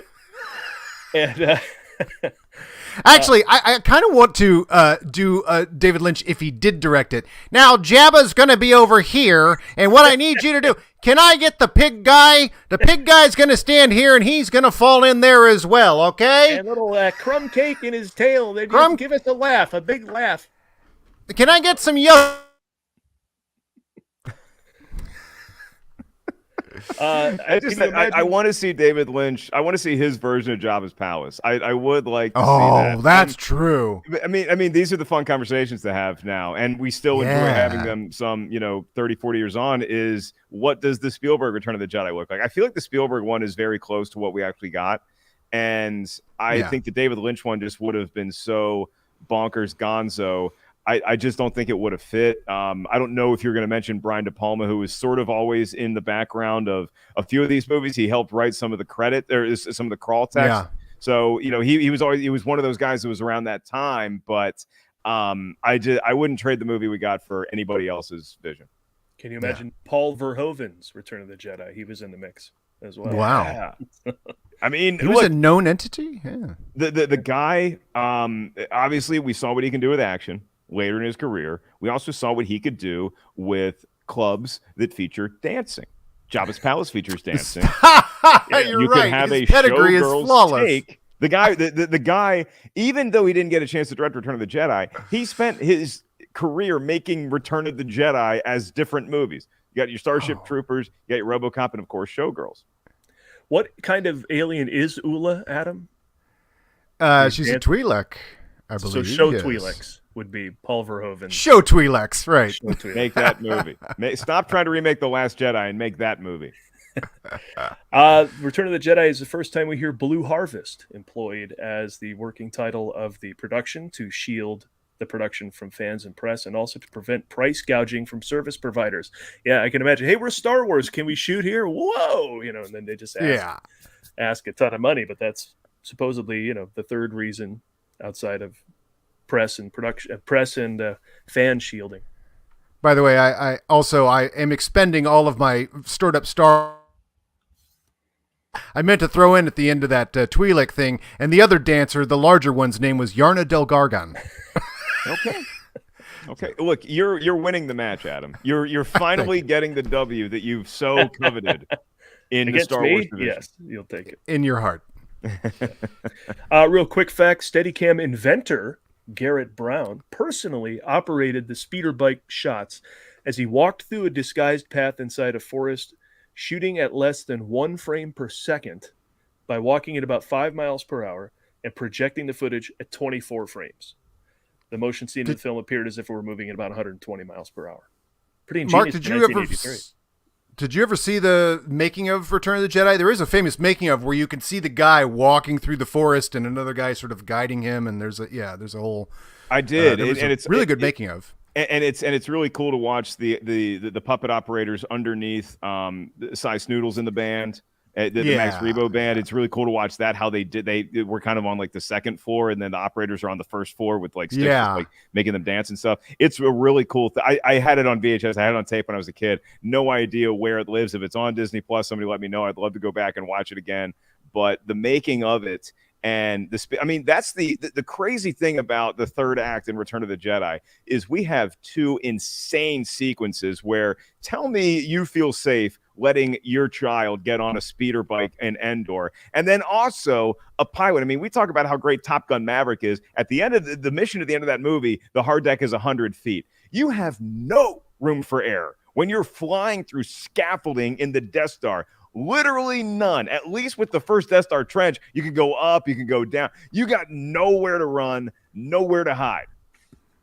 Yeah, and then trees on Endor, it's like, where you going to go? I mean, yeah, I guess you could still go up there, but it's like they've taken the complications of the sequences in the first 2 movies and said, okay, how do we up it and up it and up it? You know, trees and now scaffolding and all that stuff. It's really awesome. Yeah. Just saying, Wedge had a good time at that party on Endor, and he earned it. Mark, how much more time do you have with us? I want to talk about casting and the aftermath. Sure, hit me. All right, cool. In terms of casting, Adam, here we go. I'll put this to you. Kenny Baker. Yes. Kenny. No. You don't have to be David Lynch. Oh, okay, sorry. Kenny Baker does double duty with 2 roles in the film as R2-D2 and who? Ooh. Yes. I have a guess. This is a fun game called Adam. Who the hell are these? No, he's going to be an Ewok. I'm going to say Paplu. Yeah. Paplu. That is correct. Yes, it was a stuntman who did the with the shot where he's flying, hanging onto it. They actually tipped the bike up vertically, and the guy hung from it, and then they just moved the shot sideways to make it look. That was a stuntman. Other than that, Kenny Baker. Nice. Very well done. He had a Kenny Baker because I was a huge fan of Time Bandits as well, and Kenny Baker's in that. I can't remember his name in that. Fidget maybe, but yeah. When I thought of Paplu, I thought, he does have that sort of Kenny Baker mischievousness when he's crawling, the way he climbs on stuff and everything. Yeah, he does low grade, too regal. You know, right. There's a playfulness to R2-D2 and to Paplu. Yeah. Yeah, the guy who plays Low Gray. All right, wait a second. This is kind of crazy. Paul's got facts. Well, because the amount of doubling up in this cast is crazy. They're still trying to save a buck, I think, and just double up on actors. So the guy who plays, all right, let's get to this in a sec. Simon J. Williamson played both Max Rebo, a Gamorrean guard, and Mon Calamari. Paul Springer and Hugh Spite also played Gamorrean guards and a Mon Calamari, while Springer also played Reese and Spite played Elam. Adam? Ooh. Elam Musk? I don't know. No, I don't know. It must be some other former creature. Kicker for the Broncos. Jason Elam is Jason who Elam. That's who it is. So Tim Jack Rose, Jack Elam. Jack Elam. Tim Rose puppeted Akbar and Salacious Crumb, while Mike Quinn puppeted Nine Numb, which I didn't know was also a hybrid of sometimes. I learned that this year. I did too. This year. Researching. Yeah. I always thought that was an actor in a suit, and I just like somebody posted some special effects guys like, here's me making the puppet, and I'm like, what? Yeah. So movie magic. Points if you follow all this, but Mike Quinn puppeted Nine Nun, Reese, and Wal Kabashite. Both now you're making them up. Both played Sice Noodles. Quinn also assisted Frank Oz with Yoda, along with David Barclay and David Greenaway. Finally, Jabba the Hutt was puppeted by Barclay, Quinn, Toby Philpott, and Mike Edmonds, who also played Logray. And other actors often did the voices for all these characters, in the case of Jabba and Hieronymus Bosch, or whatever they call it. You're up to 10 pointers in Star Wars trivia at that point. What are the 5 people that David Johnson plays in But you're here Return of the already. Jedi? We'll put you in and have you do this too. And it's kind of a cool thing. Well, I love it. It's just such a golden era for puppeteers who had, prior to the Muppet Show, maybe would have been in completely limited use. And so now you've got Jim Henson, then you've got Lucasfilm and their collaborations and stuff. And it's like, you know, model makers and special effects people. None of these jobs existed 6 years prior. You know, it's kind of crazy. And the outer space battle that is just epic, and it really is a masterclass in how to show multiple action set pieces. Back to back. You got the action going on Endor and the Emperor's, man cave, and then you also have this epic outer space battle that still, to me, is the gold standard in outer space warfare. It just looks so good. The speed, the fluidity. And I love A New Hope, and I think it still looks great. It holds up. Empire Strikes Back, sort of, you could see the progress, but Return of the Jedi, what a home run the look of that outer space battle ended up being. It's so all the good. all the TIE fighters coming at the Millennium Falcon. Yep. I used to wait for that shot. I was like, that shot is awesome. They raised their own bar, and I got facts on that. 900 special effects shots were used, and this is the result of 20-hour days and 6-day weeks. And they had to meet their own sort of level of excellence that they previously set. They had to better it. And the climactic battle sequence had more optical effects in one scene than had ever been previously committed to film. So they set records as they do. That's why it's the GOAT. It's the GOAT. And that's like classic. You see this in geniuses. Like I'm kind of obsessed with Walt Disney because the first couple, Snow White, Pinocchio, and then Dumbo, I believe, you can watch them figure out what is the most impossible thing to animate. So it's water in Pinocchio, and they're like major water sequence, and whatever the hardest thing that nobody could ever crack the code, then that's what they move on to in the next one. And the same thing with this. It's like I think we said in our Empire Strikes Back thing. In Star Wars, it's all the ships and going towards one thing. For the asteroid field, it's hundreds of things coming at one ship. It's just like, well, how can we challenge ourselves? Yeah, and so enough of this shit. This is about Harrison Ford, right? It's let's Ford talk Fiesta. Harrison Ford. So there was talk of whether he would even return. He's spent his career trying to kill off all of his characters, but at one point that was something he pitched to die in self-sacrifice. It eventually got scrapped. Ford said, and this won't surprise you, Lucas didn't see any future in dead Han toys. So Corpse Han is not the toy you want under the Christmas tree. Yeah. And at that point, they hadn't even made and was still a big seller. We were saying at the top of the show. And the idea of Luke wandering the earth like Kane in Kung Fu was scrapped. That's originally how it was going to end. He wins the day, but wanders off as a lone warrior Jedi style, to save whatever's next in the world or something.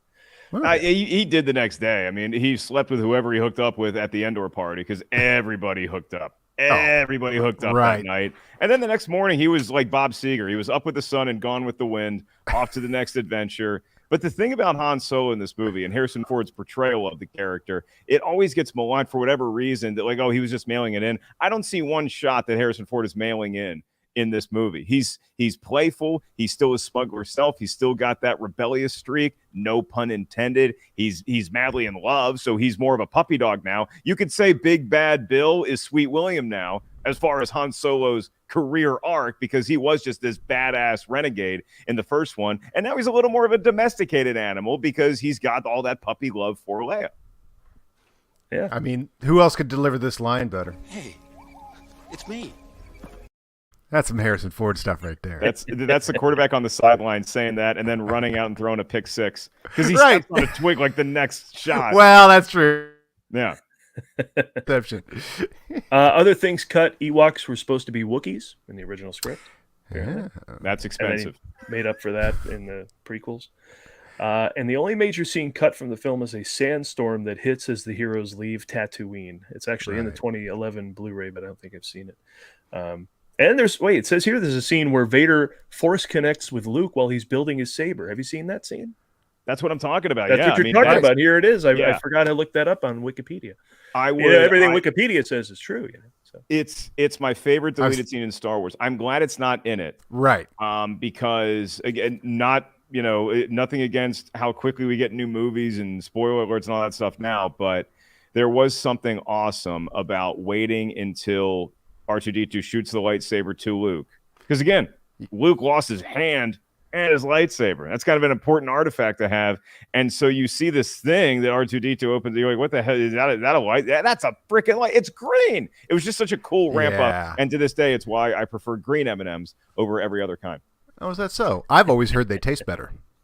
Well, just as long as there's no brown M&Ms in my glass. Which one's non-binary? Now I get confused. One of them has anxiety now. I don't know. That is true. So the aftermath is we told you what the film made, $475 million. Eventually, it becomes selected for preservation in the National Film Registry by the Library of Congress. It's number one for. Oh, this is always a fun game. Adam, Mark. Yes. It's the number one movie 6 of the film's first 7 weeks. What film beat it out for number one in Jedi's 4th week in theater? What overtook it? Oh my gosh. Boy. So Summer 83. Came number one for 1 week, then went away and Jedi popped back up top. Oh, that's Summer crazy. 83. Jaws 3. Might have been too early. Was it a sequel or an original property? It's a sequel. It is not Jaws 3, though, but it is a sequel. It's not Treasure of the Four Crowns. I'm going to say Space Hunter Adventures in the Forbidden Zone. I think this is the same year. I'm going to say The Search for Spock. Was that 84? It might have been 84. Or was it 83? Yeah, I think it was 84. Superman 3 is your answer. So. Superman 3? Superman 3 is your answer. Oh. All right. Richard Pryor, underrated performance. I'll take your word for it rather than watch it again. And it gave us the plot of Office Space. My dad would take me to movies every Sunday, and every once in a while we would do a double feature, and I'm proud to say that we did Superman 3 and Jaws 3 on the same day. Wow. That's a cool dad right there. Good parenting. Right. Yeah. Poor guy. At the Oscars, Richard Edlund, Dennis Muren, Ken Ralston, Phil Tippett, all the names. We know these names. That's the other thing. Who knows the names of who made Godfather 2 or 3? Like, I mean, I know we don't. Well, okay, that's a very famous movie, but I'm just saying, like, your average movie that comes out in 83, I can't name one person that made Jaws 3. Superman 3? We know Phil Tippett. We know all these, like, yeah. Yeah, I remember who did the costumes for Krull. That's why this is so special. Right. Is every crew member from the classic trilogy. Yeah. They win a Special Achievement Award for Visual Effects Oscar, and it's nominated for Best Art Direction, Sound Effects Editing for Ben Burt, and Score. So it only won the special one, nominated for 4 others, but did not win. But I always think Williams should win Score. I don't even know what beat it. I'd have to look it up, but I'm sure Williams did unworthy. It's going to hurt my heart. Yeah. He didn't win Best Score for Return of the Jedi. Come on! Then we get book and record sets, comics, the Ewok Adventure and Ewoks The Battle for Endor movies. Have we seen and liked these? I loved them. I loved them when I was a kid because they had a cool villain. But the thing I always remember is being terrified of little puddles and like tiny ponds because they might be that like fire acid water that was the moat guarding the castle that they have to jump into. They like throw a stick in it and it just eats the stick right. It's like the acid blood from a xenomorph. It's like a little river of that. And I always remember that scene. And then also the beginning where the principal from the Breakfast Club. Right. Paul Gleason is in the better of the two. He eats it. Yeah. Yeah. And that's the one with the cool monster. That's the good one. Whatever the second was, where I think it's Battle for Endor. And that's Battle for Endor. Yeah. Yeah, and that's got a bunch of villain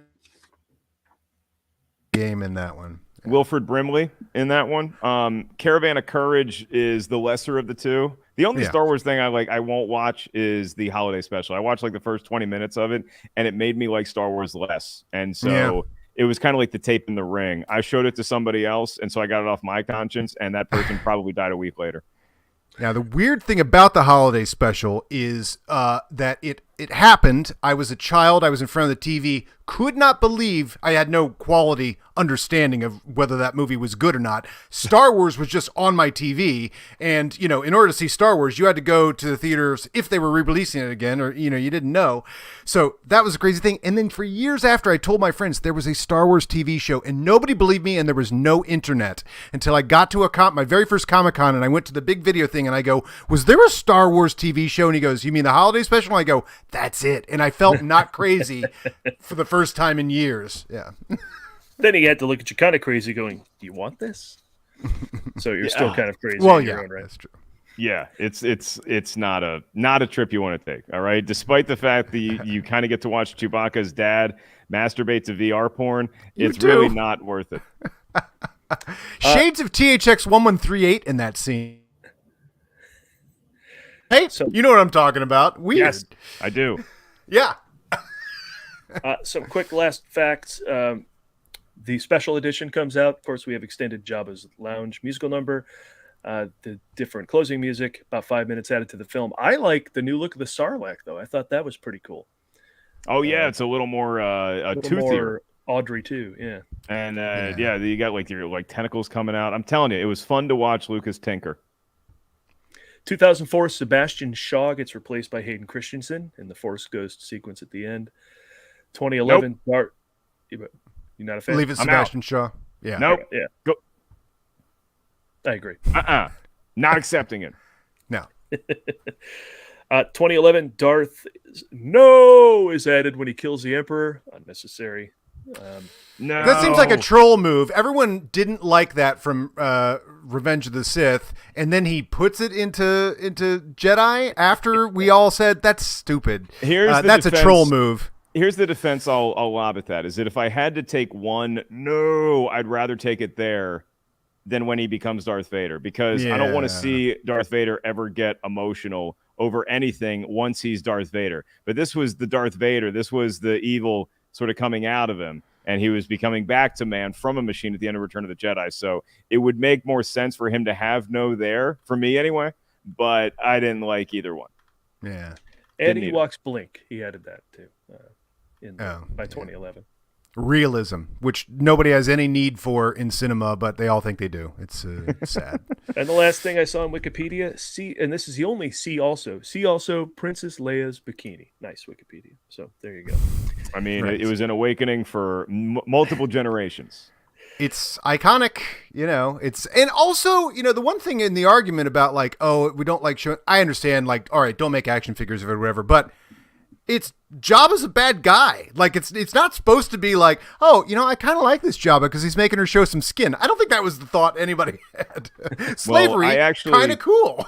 I have it on good authority that day George Lucas was sick, and so he called Paul Verhoeven to come in and direct that one shot. So that's probably why you get that Showgirls vibe.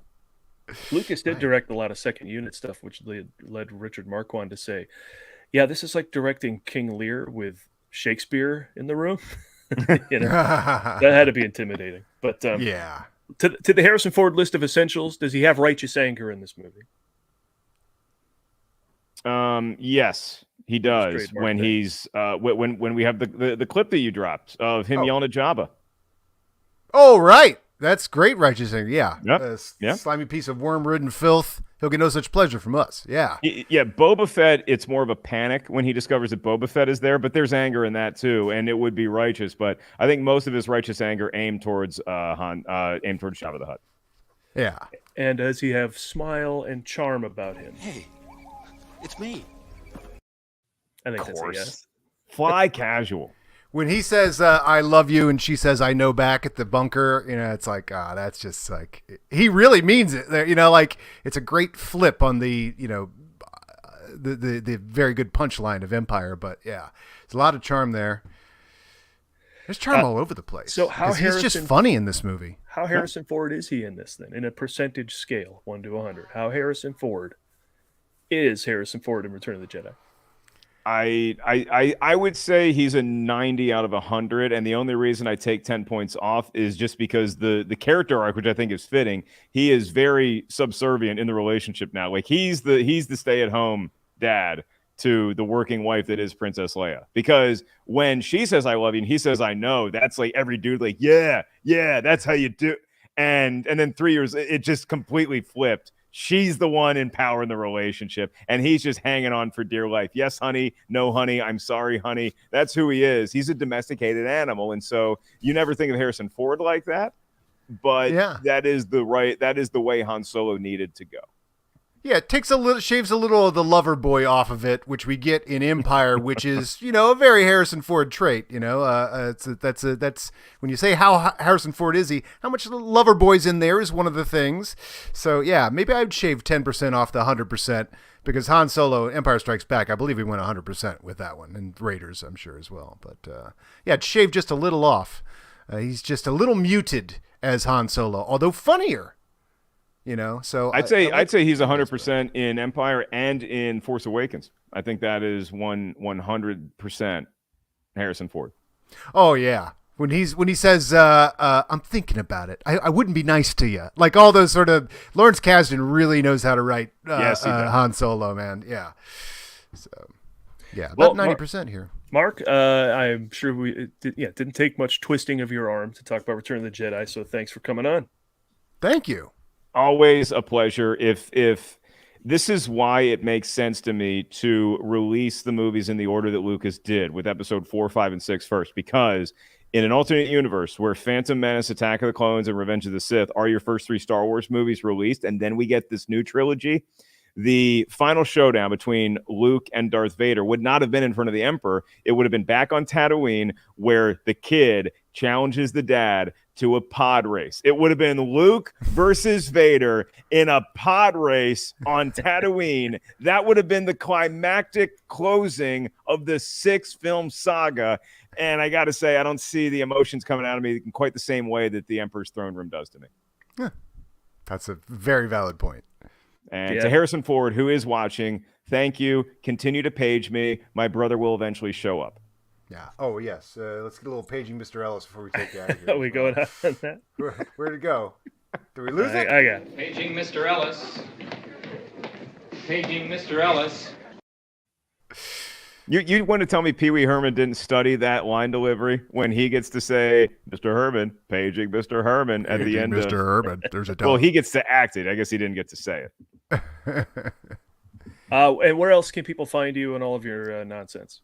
Across the world of social media at Mark Ellis Live. If you want to get tickets to my show in Seattle this weekend, Friday, one night only. I'm in Seattle, October 28th. You can get tickets at markellis.live. And then the big new stand-up hour special is going to be taping in LA December 3rd. You can also get tickets to my website there. Can't wait to see all your smiling faces where, yes, there will be Star Wars-related material.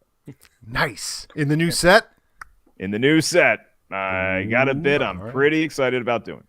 Oh, I love how you fit movies into your stand-up because that's not easy. I think Paul and I have both, when we've done our little stints of stand-up, we're like, well, I get a lot of laughs amongst my friends with my movie references, and then you go in front of a crowd and you're like, these people don't know what I'm talking about. Oh, and that's why you got to chisel it like a piece of clay, like you're building a statue, because not every movie reference, especially in the world of Star Wars, in the world of MCU, and all these nerd things we get excited about, the general audiences, you got to walk them along sometimes. So that's what I loved about doing my first special, Dog Stepfather, in front of a crowd that was probably going to Star Wars Celebration that weekend in Chicago, where I filmed it, and so I got to get away with a lot of Star Wars related stuff. So made my heart happy. That's cool. Yeah, I go to other states, and it turns out they don't talk about movies all the time. No, there. So forget those other states. I have no time for them. I'll visit them, but I can't be there a lot. And we got so spoiled because Paul and I make the most obscure movie references to crack each other up. And then suddenly those jokes started getting laughs from other people in the Schmoedown. It was like, oh, wait a second. We've met our people. I dare say that I have it on good authority. That's the only reason why Paul came back to the States after his incredible trip overseas, is that it just wasn't working on the Greeks the same way that it works here in Southern California. I told him, hey, look, this Halloween Ends is opening up. Did you know, because it's trying to appeal to a new demographic, Mike Myers wears a Chris Pine mask? And I got nothing out of that. I got nothing from anybody in Greece. You got to make a Yorgos Lanthimos reference or something. You got to play to the crowd, man. Yeah. Welcome home, Paul. It's always great to see y'all smiling faces, and thank you again for having me. Thanks to all your great fan base, and continue to celebrate the lineage of Mosquito Coast star Harrison Ford. Oh, it's coming up, and Lon Harris will be here to talk about it, I think. Anyway, thanks, Mark. He got the short end of that stick. So that was nice for him to hang in there. Let's do our last. Everybody enjoy that? Let's do our last 4 or 5 lines here of the script to wrap it up. All right, what do we got here? Let's see. We got. And then we'll go through the. We've gone so long, but I'll still go through maybe these comments real quick. Does he angrily point the finger in Jedi? Is it good? Yeah, we didn't talk about the punch count either because I think I haven't gotten them from. I found out there were 17 in Raiders of the Lost Ark, but Blade Runner, Jedi, I don't know. Unfortunately, we haven't been able to watch them recently, which I think is okay for the 80s movies, but we do miss out on something like that, the punch count. Well, we're about to go back to where we watch it and then immediately go into the reaction because we're coming out of ones that we know so well, Well, I mean, I don't know how many times you've seen Witness or whatever, but and also, Temple of Doom, I think would make a good. Maybe why don't we turn the Ford Fiesta live into a watch along for one of the some of the movies coming up? That would be fun. Yeah. All right, so let's burn through these last few lines of the script. And okay, here we go. Recording. And that wraps Return of the Jedi. Okay, if I'm following along, next week will be Star Wars Episode 7. No, Paul, that actually doesn't happen for another 32 years. Why the hell is that? Because they have to do episodes 1, 2, and 3 first. Ah, what the Christ. That would be the perfect place for the bookend where we then do get. Oh, wait a second. Episode 1. If we think of anything that we write anything for that before this one airs, maybe we could tag that with that. That's good because that would bookend at the top where we were saying, "What? There's no who's on first confusion," and then we get confused at the end. I have some good news. If I'm breaking it for you, I hope I am because I was looking at stuff. I do the Disney podcast, and I was looking for news to talk about on the Disney podcast, which now, of course, includes Star Wars and Marvel and all the. Oh, awesome you're things. producing like the news content, like this sort of thing. Yeah, like I'm culling stories that we're going to talk about on the show, and one of them is I've been bitching about Star Wars being just TV now, and I want myself a movie. The Rogue Squadron got tanked, so there's nothing, but there is a secret Star Wars movie under development from Damon Lindelof. Oh, yeah. Somebody just. Well, something just got.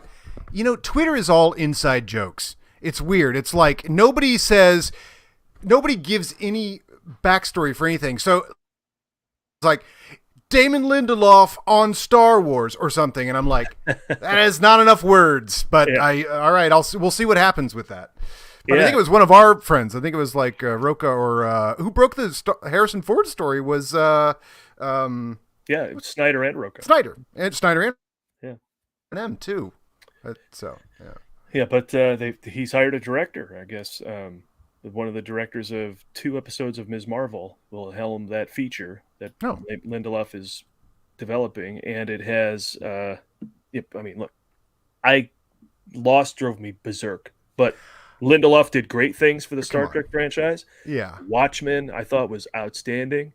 So I'm in. I think I look forward to what he's going to put together for this. It is so dumb, these people that are like, Lindelof. Like, do you know how hard it is to make a Lost? That's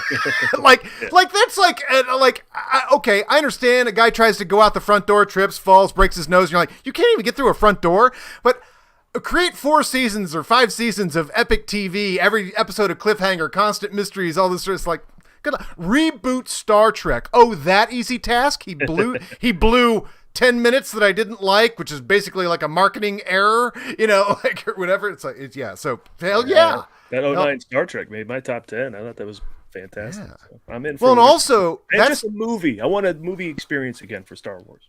Well, and also, and some people would also piss on J.J. Abrams too, but again, you make The Force Awakens. JJ, when they got Star Trek, it was like, well, we're enjoying doing this because we're big Star Wars fans, and we'll bring that sensibility to this. So now you're like, okay, I think Lindelof also was a bigger Star Wars fan, and it's like, oh, now, okay, I get a turn too. It's not like the guy's new to the industry. I mean, some of these names, so that's a little scary, but. Yeah, and I like Ms. Marvel, so the director they're bringing on board, I'm in.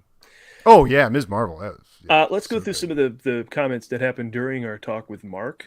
So what's Jabba's species? Is Hutt the species like Ewok, or is Jabba a sandworm? Adam, you'll know this. Jabba is I don't know. Hutt is the gang affiliation. That's the what Hutts. I thought, yeah. That's a gang, but I don't know. Is his species even mentioned? I could tell you his middle name. I'd love to hear it. Desiligic. I don't even know his last name, let alone. Bill Murray is in the MCU. I'm not sure how people feel about that one. Who gives a damn about people? I love it. Yeah, I have to hear I have to hear the convincing testimony of why he's so bad. It sounds like he's a victim of still being alive. Well, that's true. Because the time Belushi's not bothering anybody this week. Yeah. John. Can we all agree that this is Chewie's best hair? Oh, yes. I don't know. I kind of like the slick back look. It does come forward and be poofy. Oh, no. The sort of like widow's like peak that? kind of thing. Oh, yeah. It's good. It's good. And then the other thing we didn't get to discuss was full force in my life. I mean, I'd been raised on Star Wars. Star Wars came out when I was like 5. And now, so when it was back to school time, every folder, every memo book, every pencil, every eraser was Star Wars. It was Return of the Jedi. And so I saw lots of that Chewie on various things. And I mean, stuff we didn't get to. I mean, we didn't talk enough about Warwick Davis. He had his... I know. He went to the audition because his grandma saw, hey, there's Star Wars is looking for people. That Star Wars is popular, right? So he goes down. And actually, he wasn't even supposed to play Wicket, but ended up getting it like there on the set because of some illness from some other actor who couldn't show up. He got Shirley MacLaine into the role. So. Oh, wow. What's that a reference to? Shirley MacLaine was playing who? Oh, she was in the chorus for something and someone broke a leg and then she took over and then became a huge star. Yeah, gotcha. On Broadway, yeah. Let's see. What else do we have here? ABC used to show the making of back in the day. Yeah, that's true, and that I have seen the Raiders one where Harrison Ford has to staple the hat to his head because it keeps falling off. Right on the horse, of course, goofing with the thing. I mean, I'd seen each of these so many times, like the Making of Jedi one. The entire tutorial, the one guy inside the tail gives about when Jabba's, upset, he does this or whatever. It's there's so much good stuff in that. I don't know if Haskell's still here, but he saw Empire in theaters, as did I, and then later in the school library, he sees a paperback about Han Solo and Chewbacca. Are you talking about? Yes, Han Solo's Revenge. No, they're in my garage now. Han Solo's Revenge, Han Solo at Star's End, and one more. Yeah, Han Solo and the Crystal Skull? No, there is a Crystal Skull on one of them. And the Lost Legacy? Legacy, right? Yeah, yes, nerd. And when I saw that and they had the greatest painted covers too. I would love a titleless version of that painting from Han Solo's Revenge of Han and Chewie standing next to each other. The greatest paintings, and I mean, it might be Drew Struzan or one of these guys. So when I saw that, I was like, oh, is that the name of the next movie? And I went and told my cousins that the third Star Wars movie was going to be called Han Solo's Revenge, which is something a kid at that time would be the perfect title of the movie. It's all about Han Solo, Adam, can you take it for 1 second? I'll be right back. Yeah. Phone call to answer Lost Legacy. And then they did 3 Lando novels as well. And those are great paintings as well. I love all those paintings. Let's see. So take over here. Let's see. What else? Kenny Baker. Kenny Baker was going to be Wicket. Well, that makes sense. Yeah. And I loved, I mentioned it earlier, that Justin Krill. Oh, I thought we were making a reference to the movie Krill. Okay, so yeah, so all of the Chewie's hair and stuff, the shot of all the press shots they took of them on Endor, all standing in their nice ponchos and trench coats. Also, hey, let's talk about these Return of the Jedi costumes, man. The ponchos on point. I liked that, much like on Hoth, they're kind of matching, Leia and Luke, and then Han goes his own way. Han's got the duster, which is like yet another, Han Solo has got the best winter outfit. Like Luke and Leia, they got kind of like a twinsy thing, a little quilted padded thing. I get it. But then I always love Han goes his own way because he shows he's the outsider a little bit. The winter coat, the Han with the big fur around it, the best. But the duster in Jedi, Paul, is what I'm talking about right now. How cool the Han Solo duster is. On Endor? He doesn't have no poncho. Now, I like Leia and Luke's ponchos, but true. Han going with the trench coat, pretty awesome. 88 is definitely the star of the film. Yes, 88 is the white droid that tortures the Gonk, and was a 5-pointer that somebody didn't get action figure. Then I know your name, unless your name is Squidface, because his name later got changed. And that's the Ford Fiesta, Return of the Jedi, everybody. I get a scoot, so let's wrap up this show. We appreciate everybody tuning in. We'll have the finished versions of Blade Runner and Return of the Jedi done in the next couple of weeks. Yeah, coming up. Spread out, and you can check them out. And then that's good. We'll be back with Temple of Doom. Scandal free. Yeah, we'll be back with Temple of Doom, and let's see who's not on our list that we'd love to talk to about that. That'd be fun. Or again, just for old time's sake, like we could just sit around and do it, which would be fun. But if that's the case, then I think we should do a watch along, and then do our commentary after it, and then record the script the following week. It'd be fun. Wow. Fun. Okay. Yeah. That's fun way to do the new format of the Ford Fiesta Live. Yeah. So we're not going to be able to record a script every week. I mean, as much as we would like to get caught up. So. Yeah. I'd like to do a backyard screening again here in Burbank. So that was fun with the last 2 Star Wars movies, but time was ticking away on getting it in this week. But I'm glad we did a show. So yeah, absolutely. So moving forward, we're about into the phase where we haven't seen a lot of these movies in a while. I think before we talk about it, and I always love coming directly off of it to talk about it as well. Yes, so we'll figure that out. But like Witness, all these things, we're going to have to sit down and watch these and do the old watch it and immediately go into the discussion about it, Yeah, it's been a minute since Witness. So, I loved that movie. Yeah. All right, that is all. Until next time.